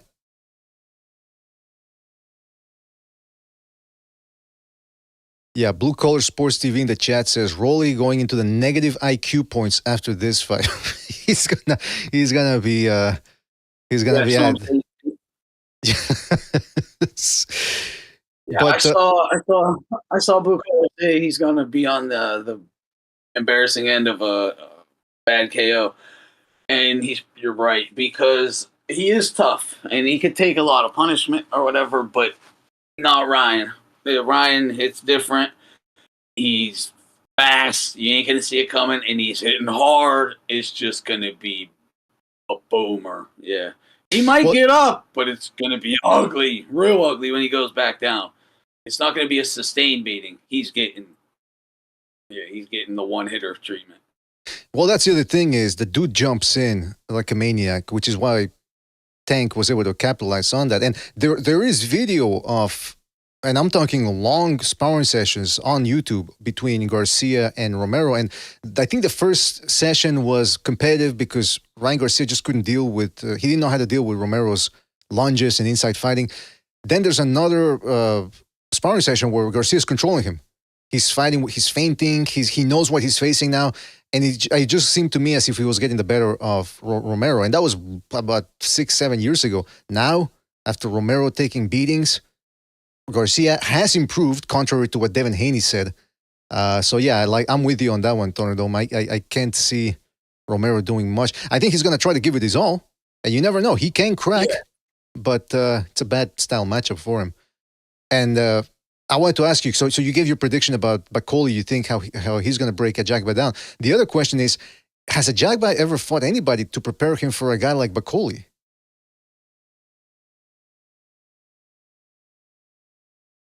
I'm sitting here trying to think. No. No. No, there's no one like Bacoli. I don't even know a Ajagba like that, but no. Definitely not. Because at least Bacoli has fought a young guy in Jared Anderson. Now, I'm not saying Jared Anderson and Ajagba are comparable, but at least they are similar in the fact that they're at least on the younger side. And, Bacoli took Anderson apart, whereas Ajagba's never fought anybody. He's never fought someone as physical as Bacoli. So, again, context matters, and I don't know if he's going to be prepared for the type of heat. And Bacoli has a very underrated hand speed. He has fast hands for the guy. Fast hands, and his reach is like Dowsum-like. It's creepy, but it's crazy. Fast hands, long arms, but it's humongous power as well. It's crazy, but he can be outpointed. You're gonna need to be young, spry, a lot of legs, fast, cat-like reflexes, a lot of in and out. Bounce around, pick your spots, and outpoint him. Go to the cards. You can do that. He's susceptible to that for sure. You got to be careful, but that can be done. I don't see Ajagba being the one to do that, though. Yeah, man. I mean, he's got a chance. I don't think he's knocking him out. He's a big dude. I mean, 6'6", certainly bigger than Jared Anderson was. But Jared Anderson actually did well in certain spots against Bacoli. Yeah, I thought so too. It's just, he just couldn't handle that power. There's something weird about Bacoli. He doesn't really turn his shots over, but evidently he's just what people call heavy-handed. He touches you, he's hurting you. I mean, it's weird. Bone density. What's that? Bone density. Bone density. Yeah, maybe that's what it is. I don't know, man. By the way, sticking to this theme here, for people that aren't aware or are just tuning in, this is part of the YTBC Master Series where we talk with people who have made a significant impact contribution to the YouTube boxing community. And of course, we're talking with Thunderdome, who's one of the most, I don't know if the word senior would apply here, but certainly certainly one of the best YouTubers out there. Because as you can see, he breaks things down. He doesn't just tell you stars make fights or, this guy's got that dog. He'll actually break the fights down. And somebody wanted me to ask you in the chat here. They wanted to ask about the Johnny Boy situation, because a lot of people respect you. You've been around. You, like you said, like we were saying, you keep it respectful during debates. But he really went after not only you. He burned his bridges with a lot of us here and in other communities after the Gonzalo situation. And I don't like to bring it up because I know Gonzalo doesn't like hearing about it. But long story short, Gonzalo was asking for help because his son was in dire straits. The whole boxing community came together and they were able to raise money to help out Gonzalo. For some reason, Johnny Boy, who was going into the deep end of his own alcoholism or whatever he's into, ended up saying some nasty stuff about that. So he burned his bridges with us here, with a bunch of other people, Black and Brown, Punch Drunk, all these people. Then thereafter, he was still okay with you a little bit, and then he went after you. What happened there? I don't know. I guess he was on a crash out.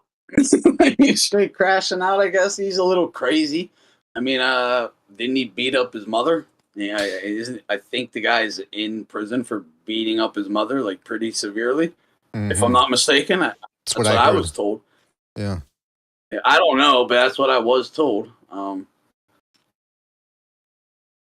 Yeah, because look. I'll just keep it a buck. It's first of all, the second, I was never cool with him after the Gonzalo thing. That's why he started attacking me, because I told him like, Gonzalo can't get to you. I will happily do something to you for that, because that was so far over the line to such a good guy. Mm-hmm. It was unacceptable.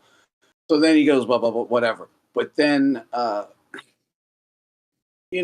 try my best, like, because online is online. What can you do, right? Right. Go back and forth. Yeah, but I don't do that. I don't want to do that. Like, that's not the thing. So I'm not doing that.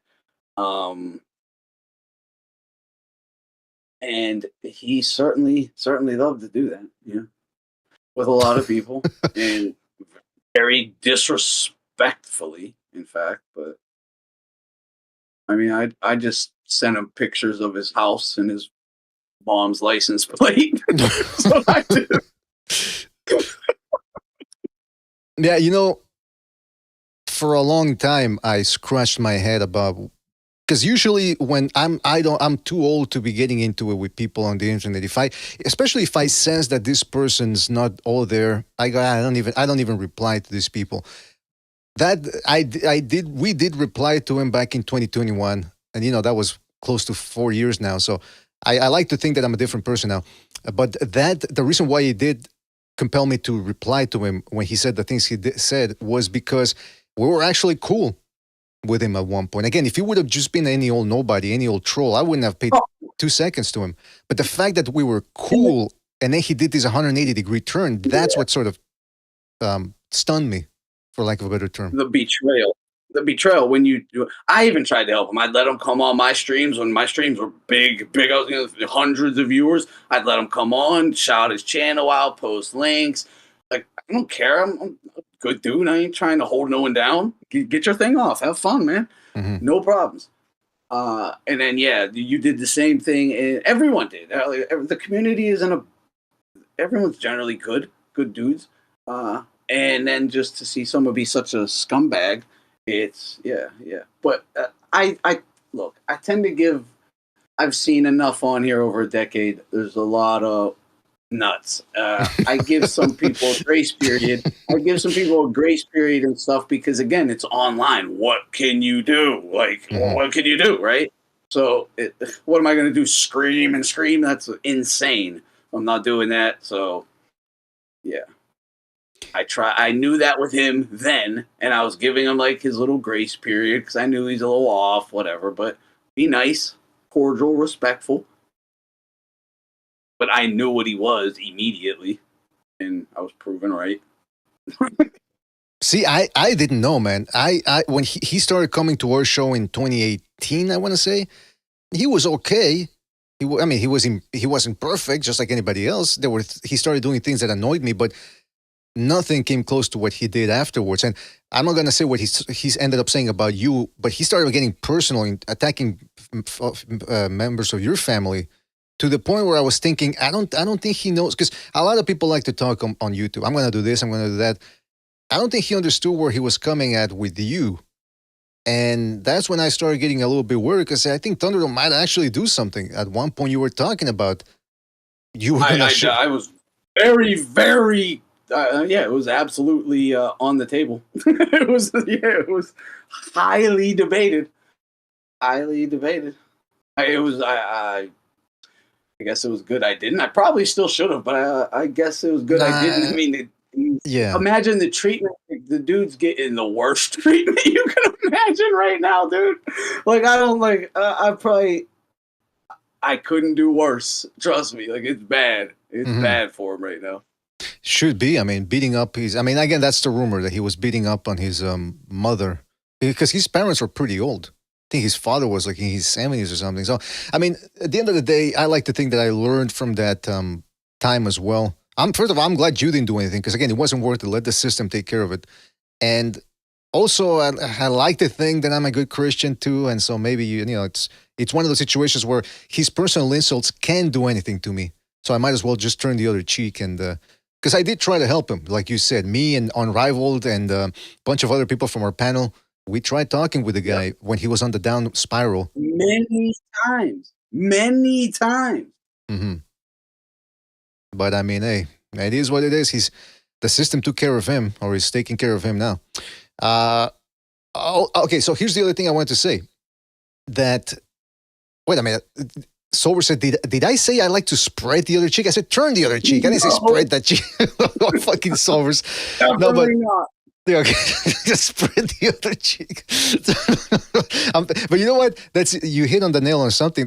You hit the nail on something when you said that this YouTube boxing community does attract the weirdos. I've asked other people, because I know you don't really watch other sports, so I've asked other people who watch other sports. I said, is there any other community on YouTube like boxing where it attracts maniacs? And people have told me no. Even UFC, MMA, which is a combat sport, another combat sport, it doesn't attract the same type of lunatics that this community does. And I don't know why. Why do you think that is?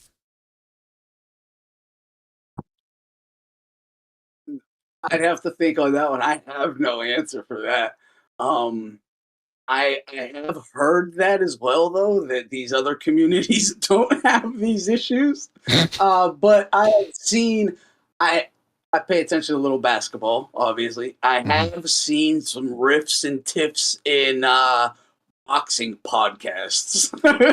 Okay. Right. So I've seen a little of it, but definitely nothing like in the YouTube boxing community. I don't know what that's all about. But MMA in the UFC doesn't have it. They have their trolls and jokesters and things like that. Like, they got this guy, Sewer King, an MMA guru, and they got some fans, and like they troll around and joke and stuff. But they do good stuff, good reporting and things as well. But nothing extreme. Nothing. They don't like attack people personally, and like, none of that. That doesn't exist. I can't answer the question on why, though, it exists in this community. I don't. I blame 78. I blame 78. That's who I blame, okay? I blame 78 Sports TV.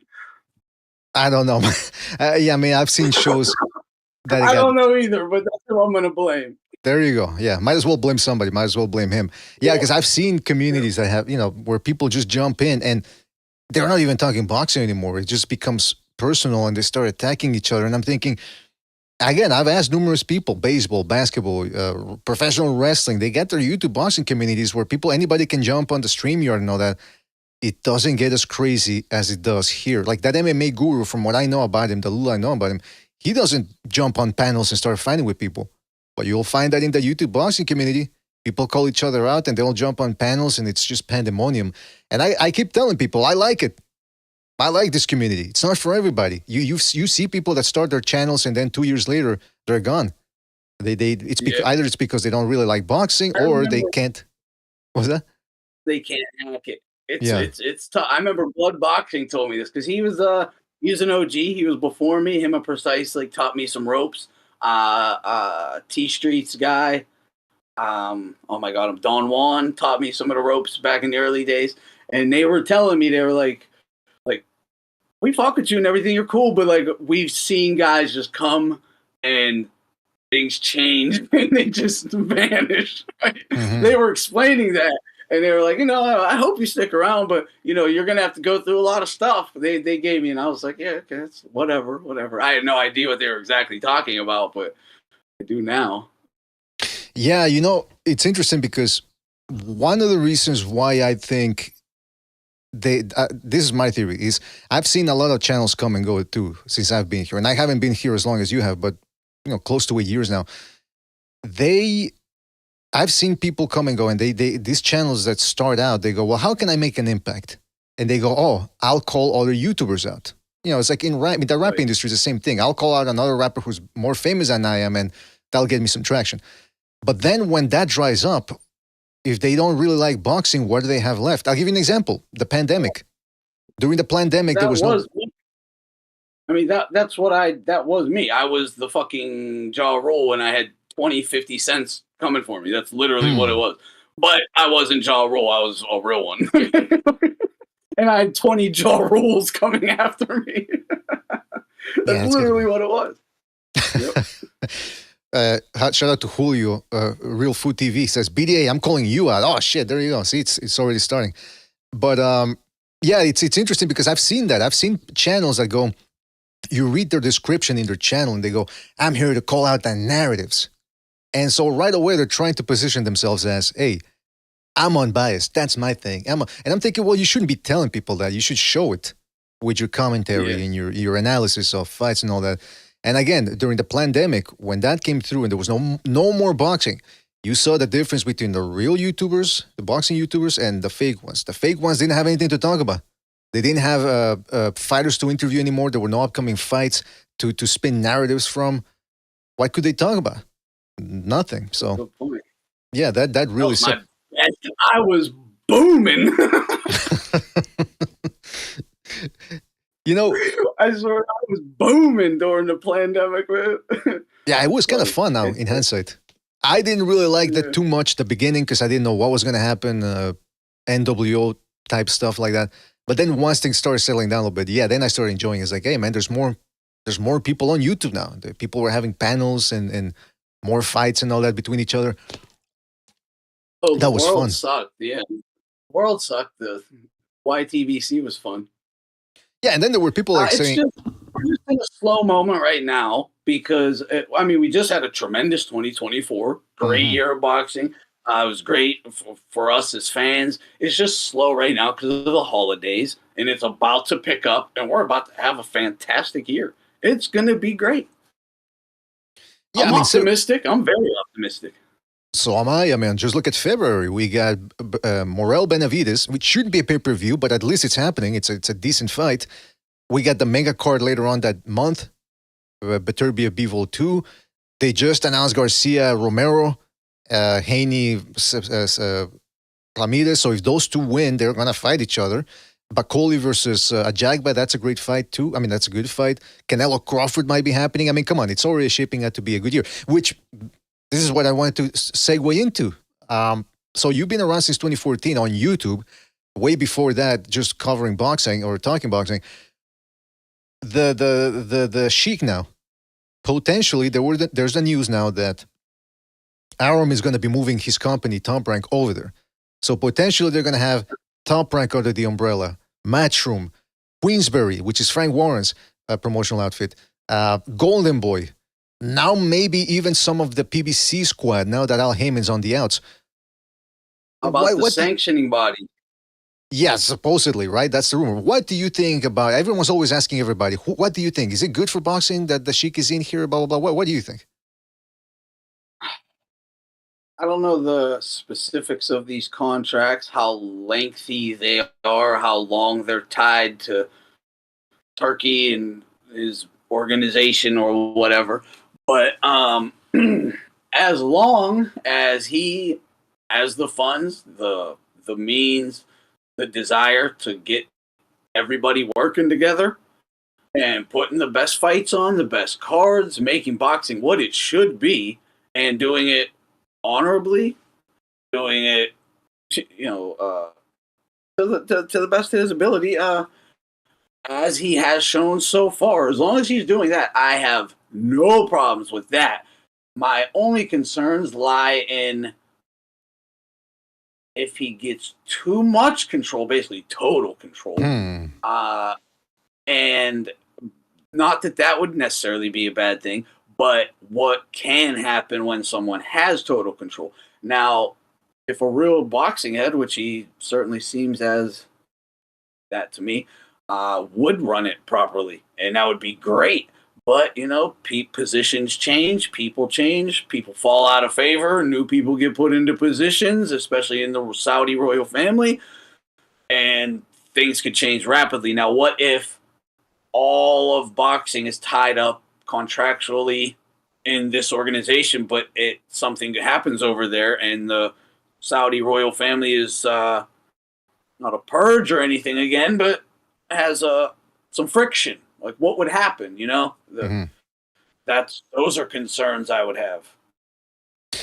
Well, So I would then, go, that begs the question too, because I mean, he's had success putting on good fights. Now, with the PBC, for example, when they started out, they did give us some good fights. Thurman Porter, Thurman Garcia.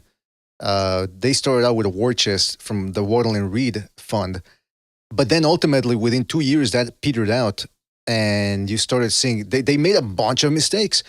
Why do you think? Well, if you compare and contrast the Turkey with the PBC, which again they had a lot of money too, and they couldn't make it work. Why do you think the Sheik is making it work right now? You think it's just a different time, or he actually knows what he's doing, or? Yeah. So, he was targeting specifically America. Like, let's start right there. Al Heyman and PBC, we'll just say PBC, was targeting an American takeover. There's already Golden Boy, which he fucked or screwed over, basically took over, took all their fighters. You still had Top Rank, you still had a couple little guys out there, DeBella and whatnot. And you had a powerhouse like Top Rank, a real powerhouse like Top Rank, was like, I'm not giving up my section. We're not giving up our section of the country, our market share. It's not happening, and it's going to be a fight to do it. So you're going to have to produce a better product than us, better prices. You're going to have to outcompete us, first of all, because the torturous interference that he tried backfired on him. So he had to just factually outcompete, honestly outcompete Top Rank. And he could have done it, but his decision, and I think this comes because he's not a sports guy. He's not into sports competition. He is a concert person, a person who puts on shows. So he came in overpaying guys for basically bum fights, showcase fights, soft fixes, a bunch of fights no one cared about. Everyone knew who was going to win. And if you're getting, say, $3 million to fight a bum, why would you fight a killer for $4 million? It's not going to happen. So the formula was destined to collapse. And these guys were, again, getting overpaid. And not that overpaid is inherently wrong, because, again, Turkey can overpay. It's like, go for it, right? But when you're overpaying guys for nothing, it takes away the desire. Why? Why am I going to risk anything? And that became a culture. You saw that was their whole culture, and they just put on shows like the Wilder fight. It's just Wilder knocking out a bum. You pay to watch Wilder knock out a guy who knows he's there to get knocked out for everybody. It's not a fight. You're not there to watch an event or a boxing card. It's a show. That's what PBC really was doing, and a horrible product just across the board.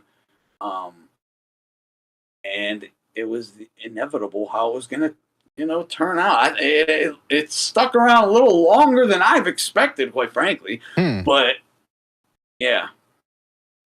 Yeah, because I wanted the PBC to succeed. I was never, anti-PBC. I hate the PBC. I'm more boxing for me. That's what I was happy for. And if you want the difference with Turkey really quick, he's willing to make money with everybody. Right. I wanted to take Turkey's like, no. We're all cool. We all make money together. Like, we're all in this together. Al was like, I'm stealing your fighters, taking you out of business, taking you off of TV. So that's a whole different animal, Exactly. That's a great, that's the main difference is Turkey's bringing people together, whereas PBC wanted to succeed by themselves. And then eventually, from what I understand, the plan was force the other guys to sign with him or under the PBC umbrella, which very difficult to do. Boxing is a notoriously difficult sport to break into. I mean, how many people with deep pockets have come into boxing trying to make a dent, and within 2 or 5 years they're out, right? Like Jay-Z. Yeah, they're broke. Right. Broke.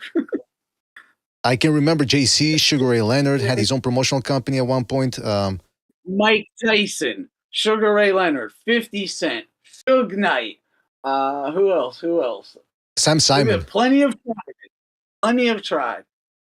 Yeah, Sam Simon tried to get into it with one fighter, with Layman Brewster, and Don King swept him up quickly. Yeah. And for people that don't know, Sam Simon used to be a big-time TV producer, deep pockets. He was starting out small with Lamont Brewster, and as soon as Lamont Brewster got that win over Klitschko, boom, Don King, or maybe it might have been before that a little bit. I forget, but yeah, it was there around that time. So, yeah, man, the fact that the Sheik is making this happen is.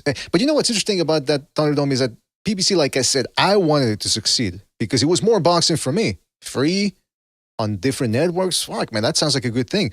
But I could start seeing, like you said, it was for every good fight that they would give you. Like they gave us Adonis Stevenson versus Baidu Jack. They gave us some good ones. Yeah, Baidu Jack versus James. Yeah, Baidu Jack versus James DeGale, Lara versus Jared Hurd. I wanted to see those fights, but for every one fight they gave us of that caliber, it was 3 mismatches or 2 mismatches from the same fighter. You know, the fighter would get 2 tune-ups before they could actually get the fight that boxing fans wanted to. And in boxing, you can't do that. You can't, burn that time. And it's not like they were fighting often or anything either, Exactly. You might see your favorite fighter have 2 fights a year, and they were 2 complete bum fights. Like that's it. That's what you got. Yeah, that's a bad product. And I'm thinking about, like I've told Bucho this, you go back to 2015 and you look at all these fighters that signed with the PBC thinking they were going to be the next Mayweather. Danny Garcia, Keith Thurman, Errol Spence, the Charlo brothers, Wilder. A lot of those dudes, they made decent money, but they certainly didn't become mainstream stars. I mean, Keith Thurman is one of those guys that I kind of feel bad for because, he made his share of money. But now, once that career is over and it looks like it's over, he's going to look back and say, what did I really do? Like, what's his legacy?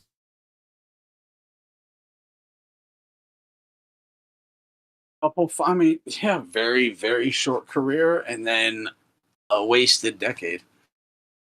That's it. He had a ton of potential with Golden Boy, and I saw Oscar De La Hoya talk about all the fighters Al Heyman ruined that were in his stable, and the list was lengthy. Thurman was one of them, and he's talking about, he explains it in detail about the trajectory they have them on, the fights, the level they're moving them up, the amount of fights they were under contract to have, blah, blah, blah. And then they get over there, 2-3 fights, 3 years, 2 fights like the next 5, and that's it. That's your whole career. Like, that's what you chose him over me? Like, about how Heyman ruined a whole generation of talent. A whole generation. Well, and he did. He did. Well, they did. The Heyman fans. They mismanaged an entire generation. They didn't develop an entire generation. Yeah, it was the worst business model in recent boxing memory. Maybe ever, considering the amount of money they had. I mean, it wouldn't surprise me to that it ends up turning that way, because the Heyman fans, the PBC fans, they'll say their argument is, well, the fighters got paid, and I'm thinking, well, wait a minute, how much more could they have paid had they made the right moves? In other words, had they had more big fights than what they actually had? And second of all, look at Broner turning down that Rock Nation deal. Oh, He'd be still set today. He wouldn't be crying, begging Floyd for an exhibition payday. exactly. I mean, and I hate to say it, but these fighters, whether people know it or not, Ready to connect. Click connect to show now. what is this? Sorry about that. Yeah, whether people know it or not, these fighters, they care about their legacy. You know, they got some money, fine, but then once that money, they get used to that money post-retirement, they're going to start thinking, well, what was my legacy? Could I have done more? Could I have beaten this guy or that guy? You know, like Spence never got that Pacquiao fight. They never gave him a Mayweather fight. That's Thurman, Spence, Porter, Garcia. That's what they all wanted at the time. That's why they signed with Heyman, because they thought, hey, I can still get Mayweather. Never happened. They fought each other, but certainly not for the mega millions that they wanted to. And you know, you hit that you hit on something else too when you said, what big stars did the PBC create? And I don't want to hear Tank Davis, because I mean, you know what I mean? It's like, what's the other? Yeah, who's the other ticket seller that they created? None. Floyd was they didn't create Floyd. They capitalized and rode the coattails of Floyd. They didn't create Floyd. The best argument for that would be Tank Davis, and that's nothing. I don't even know if this Roach fight is going to happen, because I don't think it can generate any actual money. So I'm not. So now they put him in with another name. It'll be huge. But yeah. Well, Shakur Stevenson just recently, he was on the Porter podcast, the Sean Porter one. He said he's willing now to accept his side as the B-side, to accept his position rather as a B-side, and that he will accept whatever offer comes his way. What do you think? Is this just more talk, or you think he's being sincere about it? I think he's being sincere. I do. I think Turkey had a talk with him, and he's accepted it. Everyone knows I was definitely anti-Shakur. Had criticisms of him, and was siding more with Tank, but Tank is looking bad out here right now. And Twitterson is the one who's saying, let's do it. Twitterson. And I believe him, because he is with Turkey. And you know, Shakur is with Turkey. And if they're saying, let's do it, that's a real offer. That's a real fight that can definitely happen. I don't think Shakur is just blowing smoke. It's pointless, because Turkey will literally call him out. It's up to Tank, and Tank is it's the crossroads for me. Tank is at a crossroads. It's get a tune-up, fight your little Roach or whoever ASAP. Once Shakur gets past Schofield, if he gets past Schofield, you got to fight him next, immediately. It's like, it's Tank's looking bad out here. I was recording. And normally I'd be saying Shakur's looking bad, but Tank is looking bad out. By the way, the fact that you call him Twitterson, like Shakur Twitterson, but I was telling Bucho that Tank Davis's back is against the wall right now, because that the Lamont Roach fight is not going to sell well on pay-per-view. Apparently, it's not even selling well at the gate, which is where at least he does well. So yeah, once they get the numbers. Was that? Yeah, I'm not even sure if it. I'm not. I don't even think it happens. I don't like it. Jeez, Louise. I'm leaning towards it's not happening. Roach and Tank, that is. You think there's going to be even Roach isn't saying, yeah, it is. He just goes, I don't know, but I'm training. So, I mean, what the fuck, right? I tell you what. I don't know, but I'm training. I don't feel bad for Roach, man, because why would you get into, like, since at least 2022, we saw that a larger, a steep decline from the PBC. The fact that there are guys like Jermell Charlo only fought once, Spence only fought once, Wilder only fought once, Caleb Plant only fought once. Like, they didn't see the decline, and the fact that these guys still getting, or maybe he had a long-term contract with Al Heyman, a lifetime contract he can't get out of. I don't know, but why would you still be with such a decadent organization that can get you more than one fight per year? It's insane. They do this to themselves, these fighters. But do you have any fighter in mind specifically, or just generally? Because it doesn't really matter. They're under horrible contracts. That's why. Unless somebody with deep pockets comes along and offers to buy the contract off of Heyman, PBC, whatever, he owns them, and he owns them. Jeez, Luis. Yeah, that's sad, man. That is indeed sad. And like you said, so are you expecting for this Tank Davis versus Roach? Because they can come out and say, well, listen, it's not going to happen because we don't have the money. What's the excuse going to be if that falls apart? Injury? Injury, something. They might replace the opponent because they might just be like, all right, this ain't working. We got to get a better name, and just replace the Roach with somebody else. But Hank has to be there mentally, and I see that he's not. I don't think he's there mentally right now. I don't. I think because he understands he's at a crossroads, and he's like, "Oh, I gotta. It's. I can't fake it no more. I can't just walk around and beat Tank.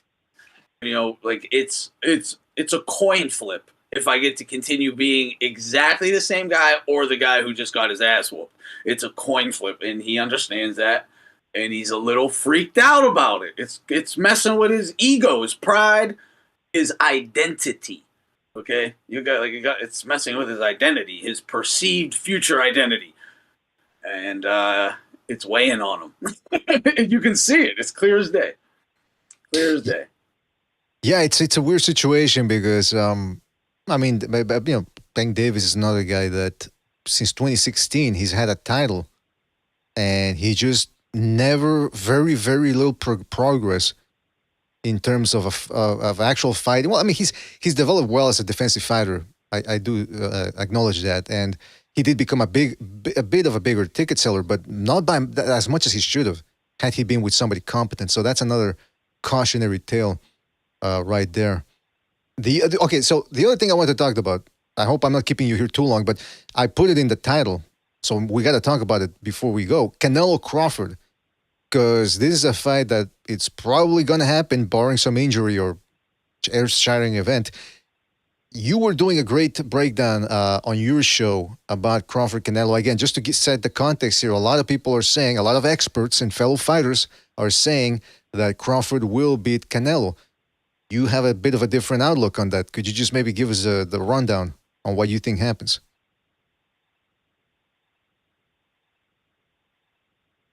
I mean, all right. We know Canelo. We'll just start with we know Canelo. Canelo is Canelo, fight in, fight out for say, just on him on the last 4 fights. We know basically what we're going to get there. So how would Crawford defeat that? We'll just start there, first of all. How would he defeat that with what we have seen him do? Like, what we have seen from him.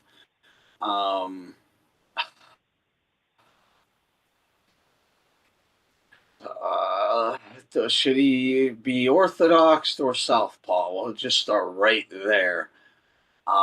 He definitely has a stronger right jab than his left jab. His left jab's really just shit. It's shit. He gets out jabbed every time when he fights orthodox. So he probably we'll see. So we'll think about this. So he would have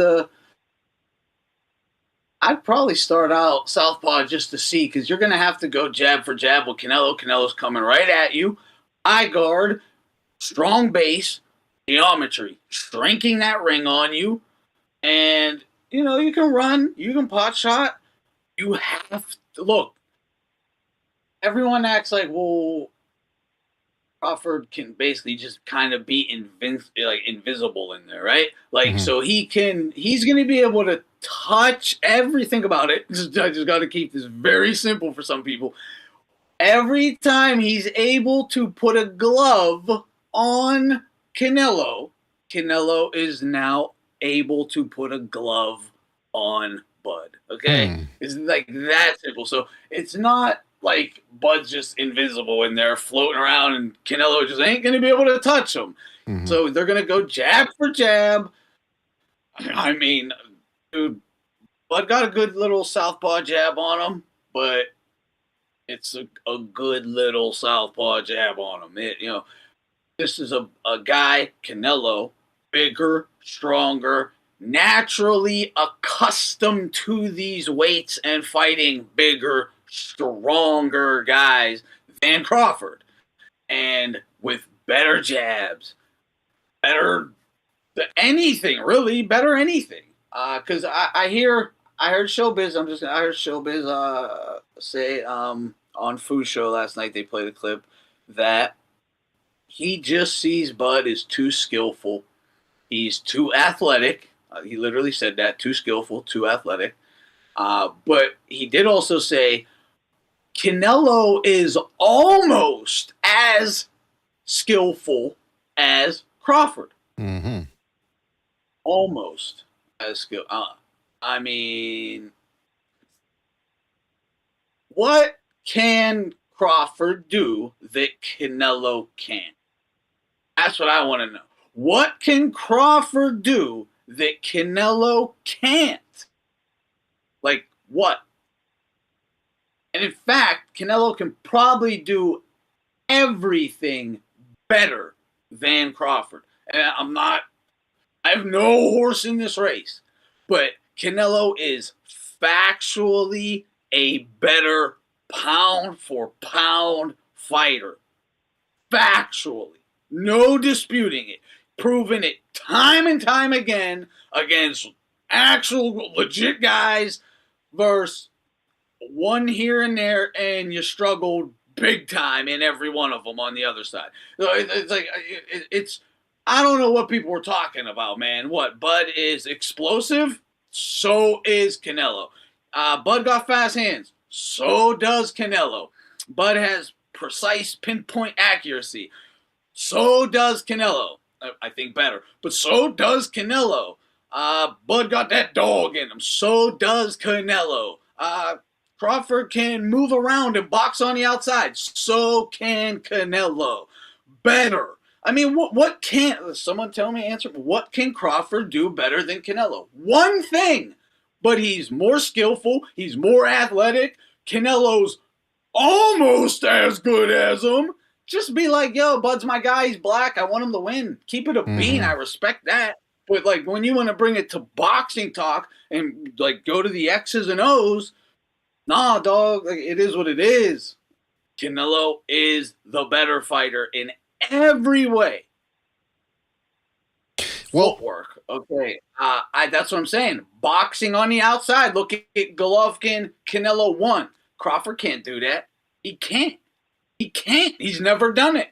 Running ain't boxing on the outside like Canelo. He can't. I think Canelo does have better footwork, even maybe at this age. Bud has faster feet. You could say Bud has faster feet. He has sprier legs, right? He definitely has that going for him. Left to right. I hear you, Iceman. I appreciate the points. Thank you for providing them. But does he really?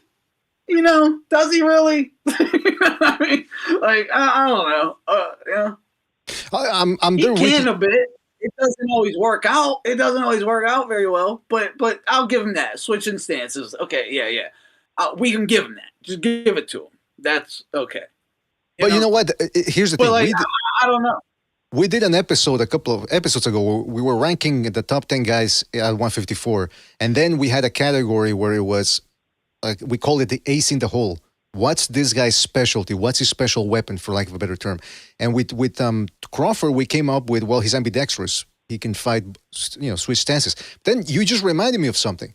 He doesn't really fight that well as an orthodox guy. I mean, Kell Brook was out jabbing him, like you said. Gamboa was piecing him up when he was in the orthodox stance. That's why he had to switch to southpaw, and then that's when he started having success against Gamboa. I think the only fight where he stayed that I remember was when he stayed orthodox the whole time was against Dulorme, and Dulorme is not exactly a master boxer, so every time he starts getting outboxed, he switches back to orthodox, unorthodox. And to guess southpaw. what happens? And guess what happens? Anyone who boxes understands this. I don't care how good you are, Marvin Hagler, Crawford. It happens to anyone, especially if you box. You know it. Go ahead and switch stances. You're squaring up in the process. Okay?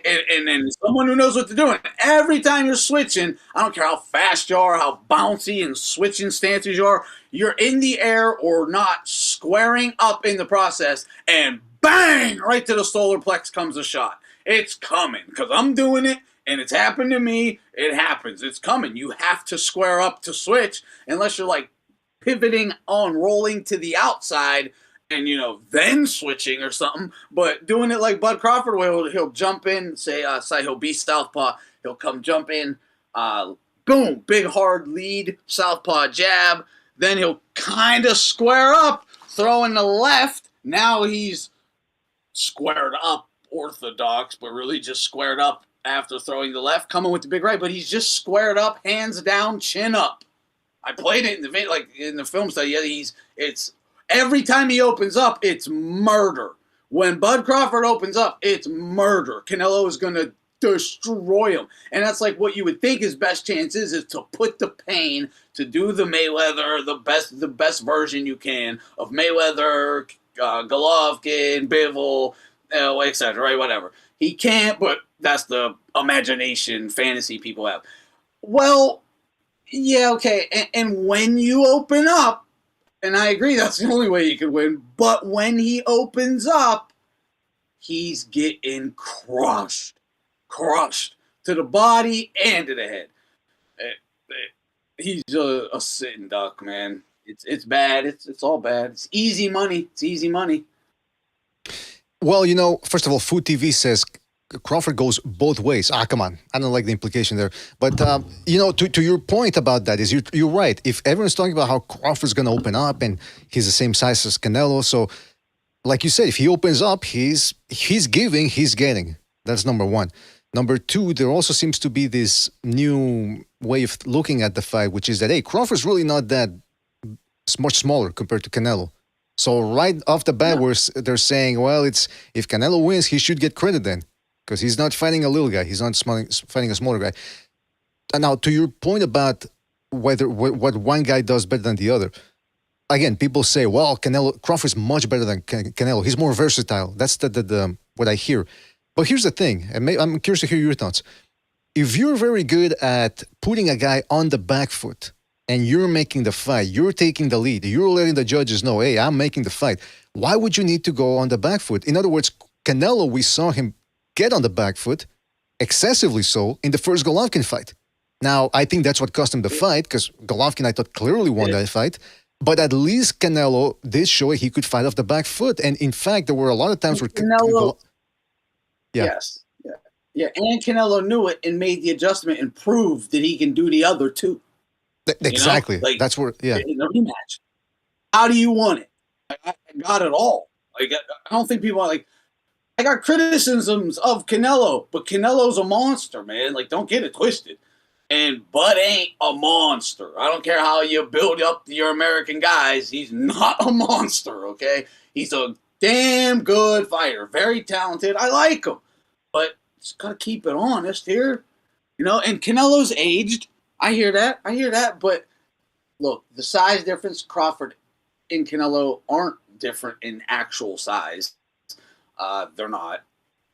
But it doesn't matter. It's the being accustomed to actually fighting bigger men, to actually pushing and pulling this weight for 12 rounds, to actually absorbing these real big punches with 10-ounce gloves, not fucking 20-ounce, 16-ounce sparring gloves and lighter punches because they're sparring you. No, he's trying to break your bones with small gloves, stacked wraps. He's petted up like he's going. He's going to bust his ass. Yeah, it's a whole different ballgame. And the talk about the tune-up with Derevyanchenko to get him acclimated to the weight or whatever, that can't happen because Derevyanchenko, he won 3 out of his last 9 or whatever. He won 3 out of his last 9 fights.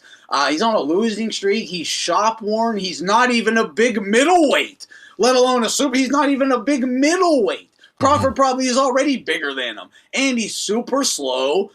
There's he's old. It's John Molina Part 2. Don't even do it. Like it's not going to help him in any way. Get acclimated. So if the fight happens, and I bet it does, I think it probably will. They'll probably both have a tune-up. I think they should do it as a doubleheader in May or whatever. Yeah. Or something, June maybe, or something like that. They should do a doubleheader and then fight each other in September. That's probably what they're going to do. It shouldn't be Derevyanchenko because it's not going to help him at all. Like, at least give him someone who's durable. They maybe don't hit hard, but they're big, strong, take a lot of damage, and they'll just be there to wear on you all night. That way you can actually see what it's going to feel like. That ain't Derevyanchenko. Yeah, they don't want to take that chance, obviously. Like, they're going to... But it's also going to give Crawford... It's probably going to give Crawford false confidence because he's going to think if he beats Derevyanchenko, he's going to think, I understand not risking the Canelo fight money. That's what I'm saying. Find a guy that's a nobody, but he don't punch hard. He's kind of even maybe agreed to it. I don't know, but he's going to go in there and make you actually work because Bud will just style on Derevyanchenko, and he's going to hurt him bad. It's going to be ugly and easy. It's not going to do anything for him. That's the only reason I'm saying it's pointless to me. It's not going to prepare him in any way other than just staying in shape, which he could do regardless. Yeah, and the other thing you were talking about when you were talking about who's the more versatile fighter or whatever. People could say, yeah, but Canelo back foot bitched against Golovkin and should have lost that fight. And I agree, he should have lost that fight. That's why the approach cost him the fight. However, it brings to mind that he is versatile. That versatility doesn't necessarily mean that you have to absolutely dominate the other guy. What it means is that he can box off the back foot, which is the claim that's being made. And let me of all people say something. Canelo's on the back foot, but he ain't fight like no bitch. All right. He just chose his spots and went to war at opportune times. Don't forget, that was still a great fight, okay? He wasn't a bitch. He was just boxing. He was on the back foot. Because that was, obviously this is prime Golovkin. You don't stand in front of this guy. That's a clear, that would have been a strategic error for that fight, clearly. So you do get on the back foot and try to outbox him. It didn't work. It's prime Golovkin, for crying out loud. They knew that. Okay, so we can't do that in the rematch. Let's prepare, strengthen up, and go. And Golovkin or Canelo has been doing that over and over and over again. Canelo's he's like a gym rat. He is the consummate professional, man. The dude is always on his A game. And you can say whatever about Bud. Bud's always in shape too. No shenanigans or whatever. But it's the level of competition, the activity, what you have done when you've been in with anyone of note, what you haven't done versus the other guy. And again, there's no comparison in versatility. Canelo is more versatile. I still will debate anyone that there ain't shit Crawford does better than Canelo. Not anything. Except maybe switching stances. I'll give you that because that's pointless. I don't even think that's a good thing. But go ahead. Yeah, he does that bad thing better. Yeah, I mean, if I do sound Canelita, I might sound like a Canelita, but I'm just keeping it a buck. It is what it is. I mean, listen, we've covered most of your most controversial opinions of the last 10 years, and one thing we can know about you is that you only speak about what you see. You don't make these claims like, I know this for a fact about speculative stuff. You never do that. And so, you're telling us, you're making a good argument. Again, we don't know who's going to win the fight, but you're bringing it down with examples. Now, I wanted to say something about that. When Canelo fought on the back foot against Golovkin, again, the claim is that Canelo can't fight off the back foot. But what I'm saying is that Golovkin fight disproves that, because he was fighting off the back foot. He was making Golovkin miss repeatedly with the right hand. And then there would be spots where Canelo couldn't move anymore, and he would stay on the ropes, and he would use his upper body movement to make Golovkin miss. Show me anyone else that ever did that. Jacobs did it in certain spots, and it took everything out of him. That's why he crumbled on the corner as soon as the fight ended, because he had to give it his all to go 12 rounds against Golovkin. Canelo did a little bit better in that first fight against Golovkin. So he can fight off the back foot. And second of all, Crawford, people say, another thing that, well, what does Canelo do better than Crawford? Better upper body movement, better hand placement. He keeps his hands placed very well, protecting himself, especially when it comes to transitioning from offense to defense.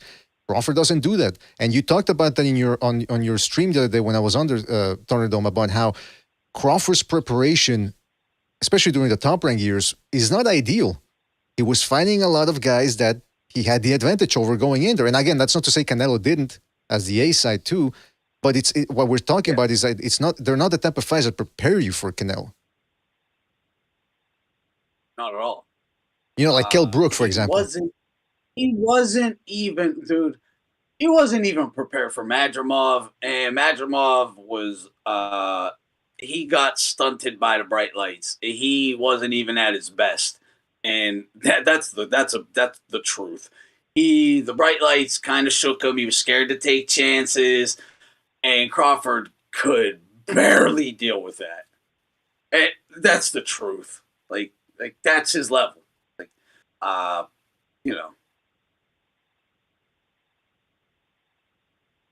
Yeah, the whole solid and all.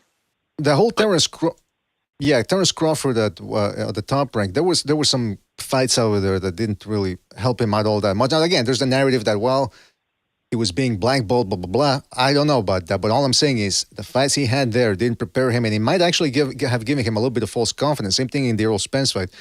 But yeah, we'll see what happens with that fight. One of the other things is when people bring up that Lara fight.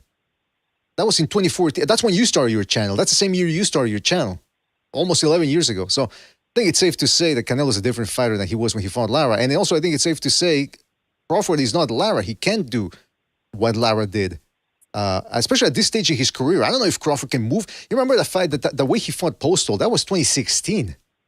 I don't know if Crawford has the legs to do that anymore. And even if he did... No, I just was watching highlights of that fight last night. No, he don't move like that at all anymore. No, that was like young kid, 140 pounds, like totally different guy. Not at all. The other thing is, I don't think people give... Yeah, he has that speed don't exist. Yeah, so one of the arguments people make too for why Crawford's going to win is they say, well, Canelo couldn't stop Charlo. Crawford is a better opponent than Charlo, therefore Crawford's going to win. That's the argument they make. But that relies on the premise that the only way Canelo can win is by knockout. What do you think about that? Is that the only way Canelo can win? Of course not. Of course not. That's these Amero-centric media personality types just pushing their hopes that Bud survives. That's really all it is, and that he can somehow get a gift and they can justify it. But no, what if Bud does survive? Okay, what?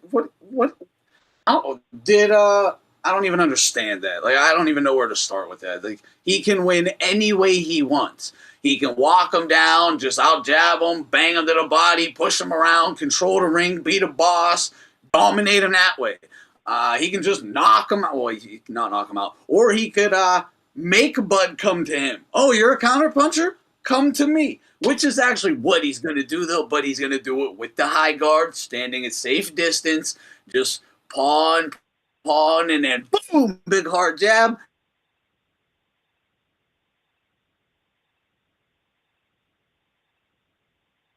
And that's what Canelo's waiting for. And zap. Lights out. Because don't think Bud's taking it and getting up like Berlanga. For the record, guys, that ain't happening. It ain't happening. I mean, he might get up, but he's going right back down. It is what it is. He's going to run. he ain't got a choice, man. He really don't. He knows this. He's gonna try. It's gonna be worse than he expected. And he's gonna run. It's gonna be similar to Jermell Charlo, but not quite as bad. And yeah, the choice will be up to Bud. Bud could survive if he wants, because he'll just run, and it'll be hard to stop him.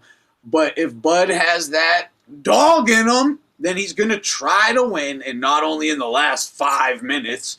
He'll actually try to win, and in the process of opening up, he is getting clipped. I think he's going to get crushed. The thing that comes to mind when people bring up Lara vis-a-vis Crawford and Canelo is that, look, I would say this: Lara at his best was a pure boxer who could punch with that left hand. Crawford is a puncher who can box, but he's not a pure boxer. And him fighting like he did against Postal, if he can even still do that, it doesn't guarantee him a win against Canelo. Now check this out, Thunderdome. This is what Shakur Stevenson had to say recently about a Crawford-Canelo fight. He said, "I've been saying this for years now. I'm probably the first one that's been saying this, even before Terence was saying it. I always thought that Crawford's style versus Canelo beats Canelo. I'm not saying it'll be an easy fight, but he can make it a very easy fight. I ran into Terence in Dubai, and he's really thicker." But I don't know what he means by that. But anyway, he's thickened out recently. He said this? I think he said that on TalkSport, the British channel. Yeah. He likes to build up his fights. He likes to talk his guys up, especially to get him in the ring.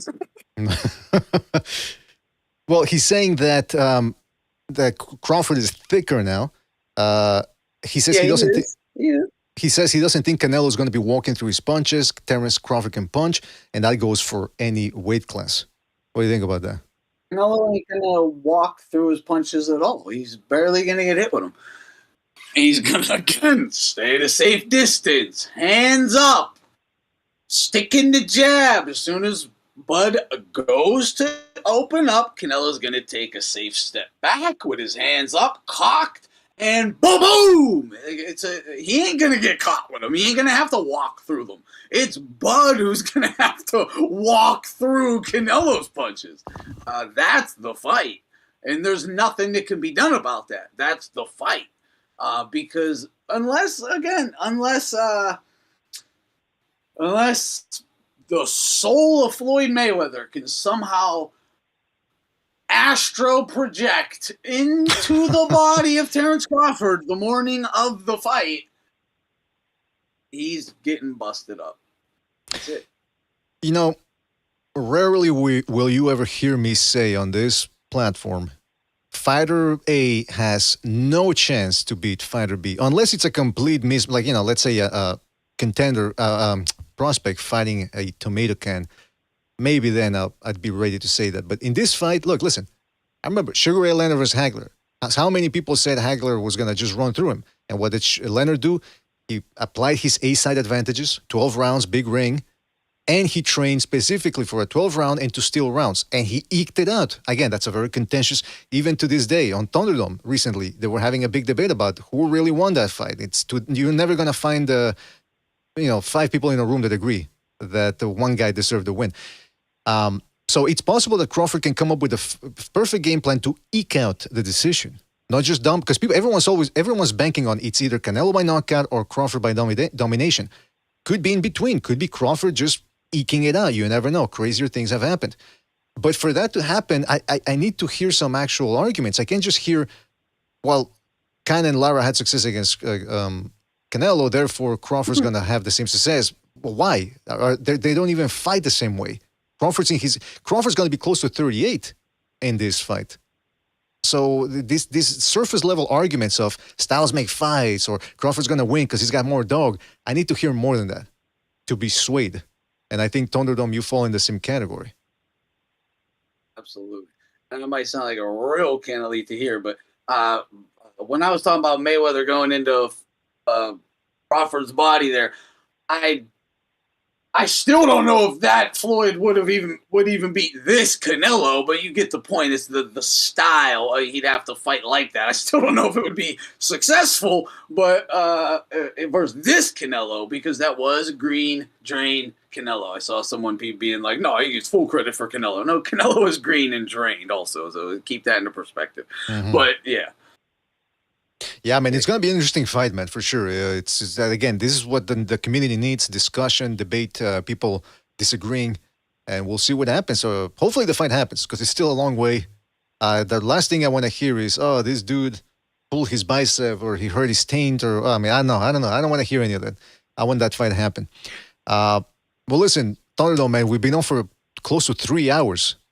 Time flew by, but is there anything else we missed as we looked back on your YouTube foray here? Anything story we missed or specific stuff? I don't think so. Yeah, we covered a lot, that's for sure. Well, I want to thank you, man. I want to thank you for being here. I had a lot of fun. Hopefully you enjoyed it as well. I know I did too. Thank you for having me on. Well, I mean, I think it deserves. I mean, it's been about, like I said, 11 years since you started the channel or thereabouts, and I think I'm interested in how the whole thing started, because again, I came in not late, but I came in after all that. Like I said, the Mayweather-Pacquiao craziness. It looks like what I was experiencing over at the message boards failed to compare to what was going on here, where you could actually talk to people and, speak. Wait, hold up. 107 people watching. There's only 18 likes. Guys, that's fucking criminal. I'm sorry, that's criminal. It's Show updated. your support. Yeah, well, it's updated now. It's that was hours ago. It's 87 now, but it's still. Hey, listen, 13 people. If 13 people hit it, we get to 100. Hit so at least hit the like. Yeah, hit the like. I should have been on that earlier, but shout out to you, Thunderdome. Thank you for reminding me of that. And again, it was good talking with you, because how this whole YTBC thing started. You were one of the first. It took me a while. Again, it took me Bucho to tell me, hey, YouTube, you can actually do something with it. And I never even knew about it, and I'm supposed to be up on this type of stuff, media and all that. So, yeah, I'm impressed that you were on this as quickly as you were, and that you made it happen. You made it successful, and people respect you. I hope so. Well, I mean, I think you. I think you deserve your own little thing, like what you have done for the community. In terms of you really helped. This is what truly how I look at you, and where a lot of the respect that you help bridge like the entire community in a respectful, fair, intelligent, various experts, plenty of hardcore boxing heads, real experts, all the whole gamut, and the consistency, high quality show. I put your time, your effort. Again, it's consistent for years. That is, as I said, #1 boxing podcast, hands down. There is no disputing that. I don't care what some new upstart or whatever says. It's BS. The facts are the facts. That needs to be respected. Well, I appreciate that. And I think, listen, if anybody's starting out a YouTube channel or whatever, if you want to be, like I said, if you want to be the guy that fancies yourself as, I call out the narratives and narratives this, narratives that, that's fine. There is a market for that. People enjoy talking about who's avoiding whom, or who you think's avoiding whom, or what each guy on the Twitterverse are saying about each other. That's fine. That there is a market for that. One of the reasons why I think my channel parallels yours, or our channel rather parallels yours, is because we keep it to the most important thing, or actually the most entertaining thing, which is the boxing. What actually happens in the ring and what could happen in the ring, based on what we've seen. And I mean, like I've said about you, I mean, every time I talk to you, I can see that you enjoy boxing, not just the outside the ring drama and who's avoiding whom and all that, or who said what, but the actual art of it. And it's not everybody enjoys it. Less about any of that, really. I only see headlines. All that goes through my head all day is like two shadow figures boxing. You know what I mean? So all day I'm just thinking boxing. Same here, man. It's like the autistic part of my brain. That's how it happened, I guess, right? Absolutely. I mean, yeah, That's but what I care about. I'll talk about the, the headline grabbing, whatever, the sensationalism or whatever, make a couple jokes about it here and there, but that's blah, right? Who cares? It's the X's and the O's, the matchups, the in the ring action. That's Absolutely. And you also have to, I can tell you've gone through the necessary period of making mistakes too when it comes to predictions. I went through, I can still remember specific examples where I thought this fight's going to go this way. And I made the mistake, I make some classic mistakes, like Styles make fights in that. And then the fight goes completely different way I thought. And I go, okay. And then I learn from that. And I learn to apply that when I'm factoring in things for a fight. So, I can tell that you do the same thing because you don't fall into those mistakes. Yeah, you have to. Yeah, hopefully you can. Hopefully your recall is good enough to where you can pull that back up when needed. Certain moments when you might be looking like with Canelo Bivol, for example. I kept asking myself, "Am I missing something here?" I was even doubting myself. Like maybe I'm missing something. When this fight happens, is there going to be something? I'm like, how didn't I see it? But but sometimes that does happen, and Yeah, well, I mean, there's no such thing as a Spence for one. I didn't. Crawford Spence comes to mind. I didn't necessarily make a prediction. I wasn't really sure what the hell was going on with that fight. Yeah, I thought Spence would do better. I certainly thought that, I guess. Well, I mean, that's the other thing is when it comes to when a fighter loses and you explain why perhaps the guy lost, people say, well, excuses. And I'm thinking, well, wait a minute. Like, let's say Errol Spence, the reason why I was convinced Crawford was going to win was because the guys on the panel, the way they broke it down, that's why I like talking with other people and listening to other people, is I actually learn about stuff. They kept breaking down how, Spence's punch resistance wasn't there anymore. And that's the thing that convinced me. I was discounting that. That was my mistake. That's I was discounting it big time. Even though I would note it and talk about it, even seeing like Danny Garcia, for instance, like pulling punches on him, honestly. But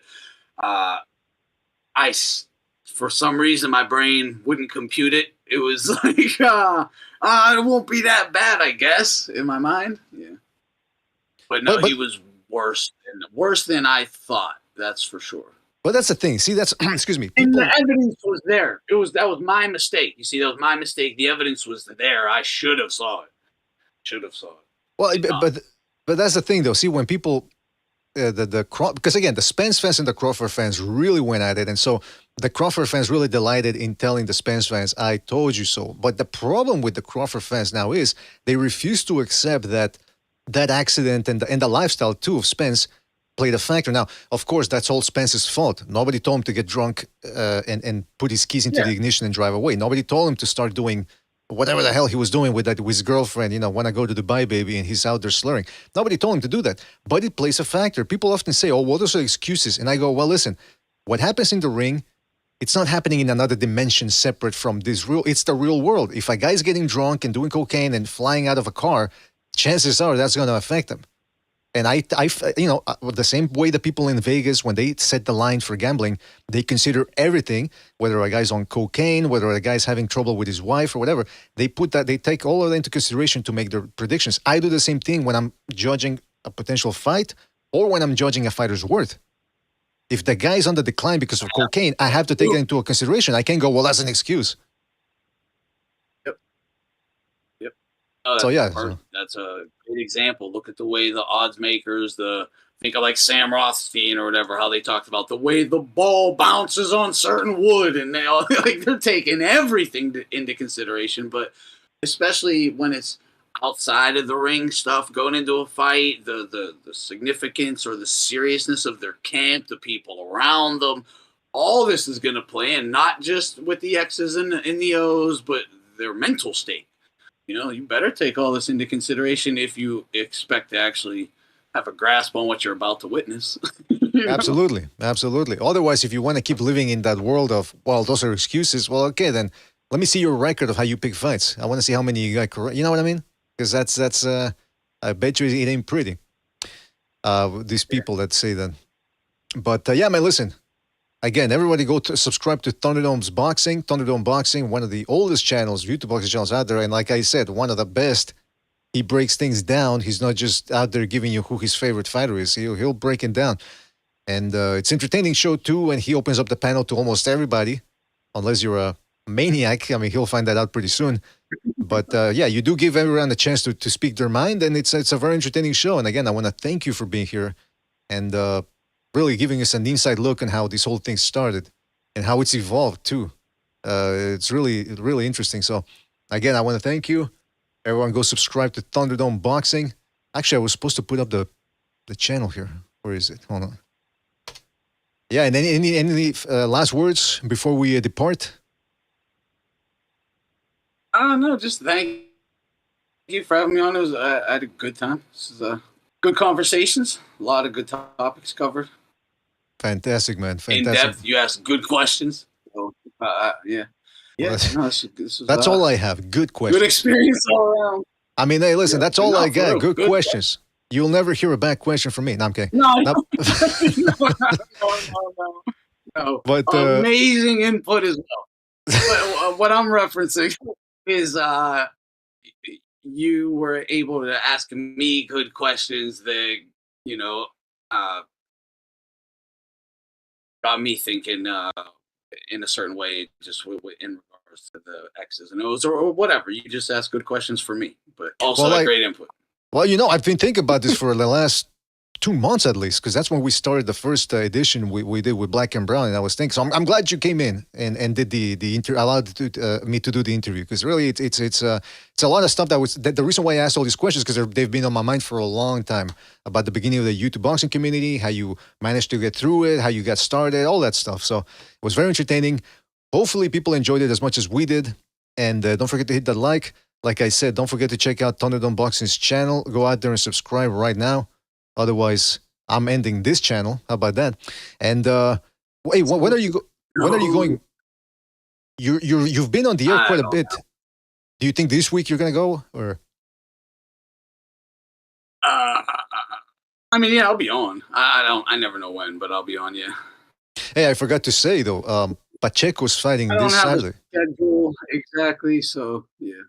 Well, if you could go live and talk about Pacheco fighting this Saturday, he's fighting a dangerous guy in Stone Cold Nichols, or Nicholson rather, on the Zone. Look into that fight, man. That's going to be an interesting one. Okay.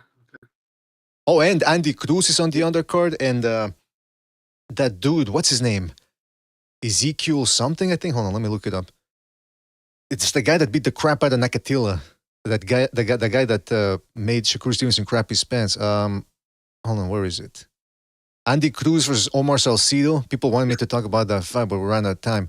And then you've got. Hold on a second. I was trying to put this shit on the screen. I'm running out of time here.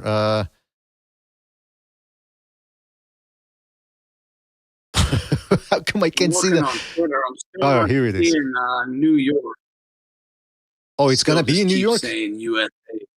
Fantastic. Well, the Ryan Wolney card, I'm looking, it's still, everyone is just saying it's in the USA still. Oh, yeah. Well, it's going to be New York if that's what they were saying. Just because they didn't come up with the right names doesn't mean it won't be. By the way, I forgot to say, so yeah, it's Ernesto Mercado versus Jose Pedraza. Poor Jose Pedraza he's being fed to the wolves at this point in his career. Andy Cruz versus Omar Salcido, and the one I said Diego Pacheco versus Steven Stone Cold Nelson. Good fights overall. Go check them out. And I'll be back. We'll be back on this channel to maybe talk about those fights as well. Maybe a call-in show. And that's about it. Again, I want to thank Thunderdome for dropping by. Hopefully you guys enjoyed it. Don't forget to hit the like. Don't forget to check us out on Patreon for free. Gonna be dropping a couple of videos in the next few days. Check out our secondary channel, BDA Clips. Gonna be posting stuff on there as well. And that's about it. Want to give a big shout out to Funker Die, Eparokua, The Iceman, 2 Matador, J.A., Trouble, 6 Reverend Pickles, OG Blaze, Bray, Straight Right Hand. If I forgot anybody, it's because we gotta go. But shout out to you.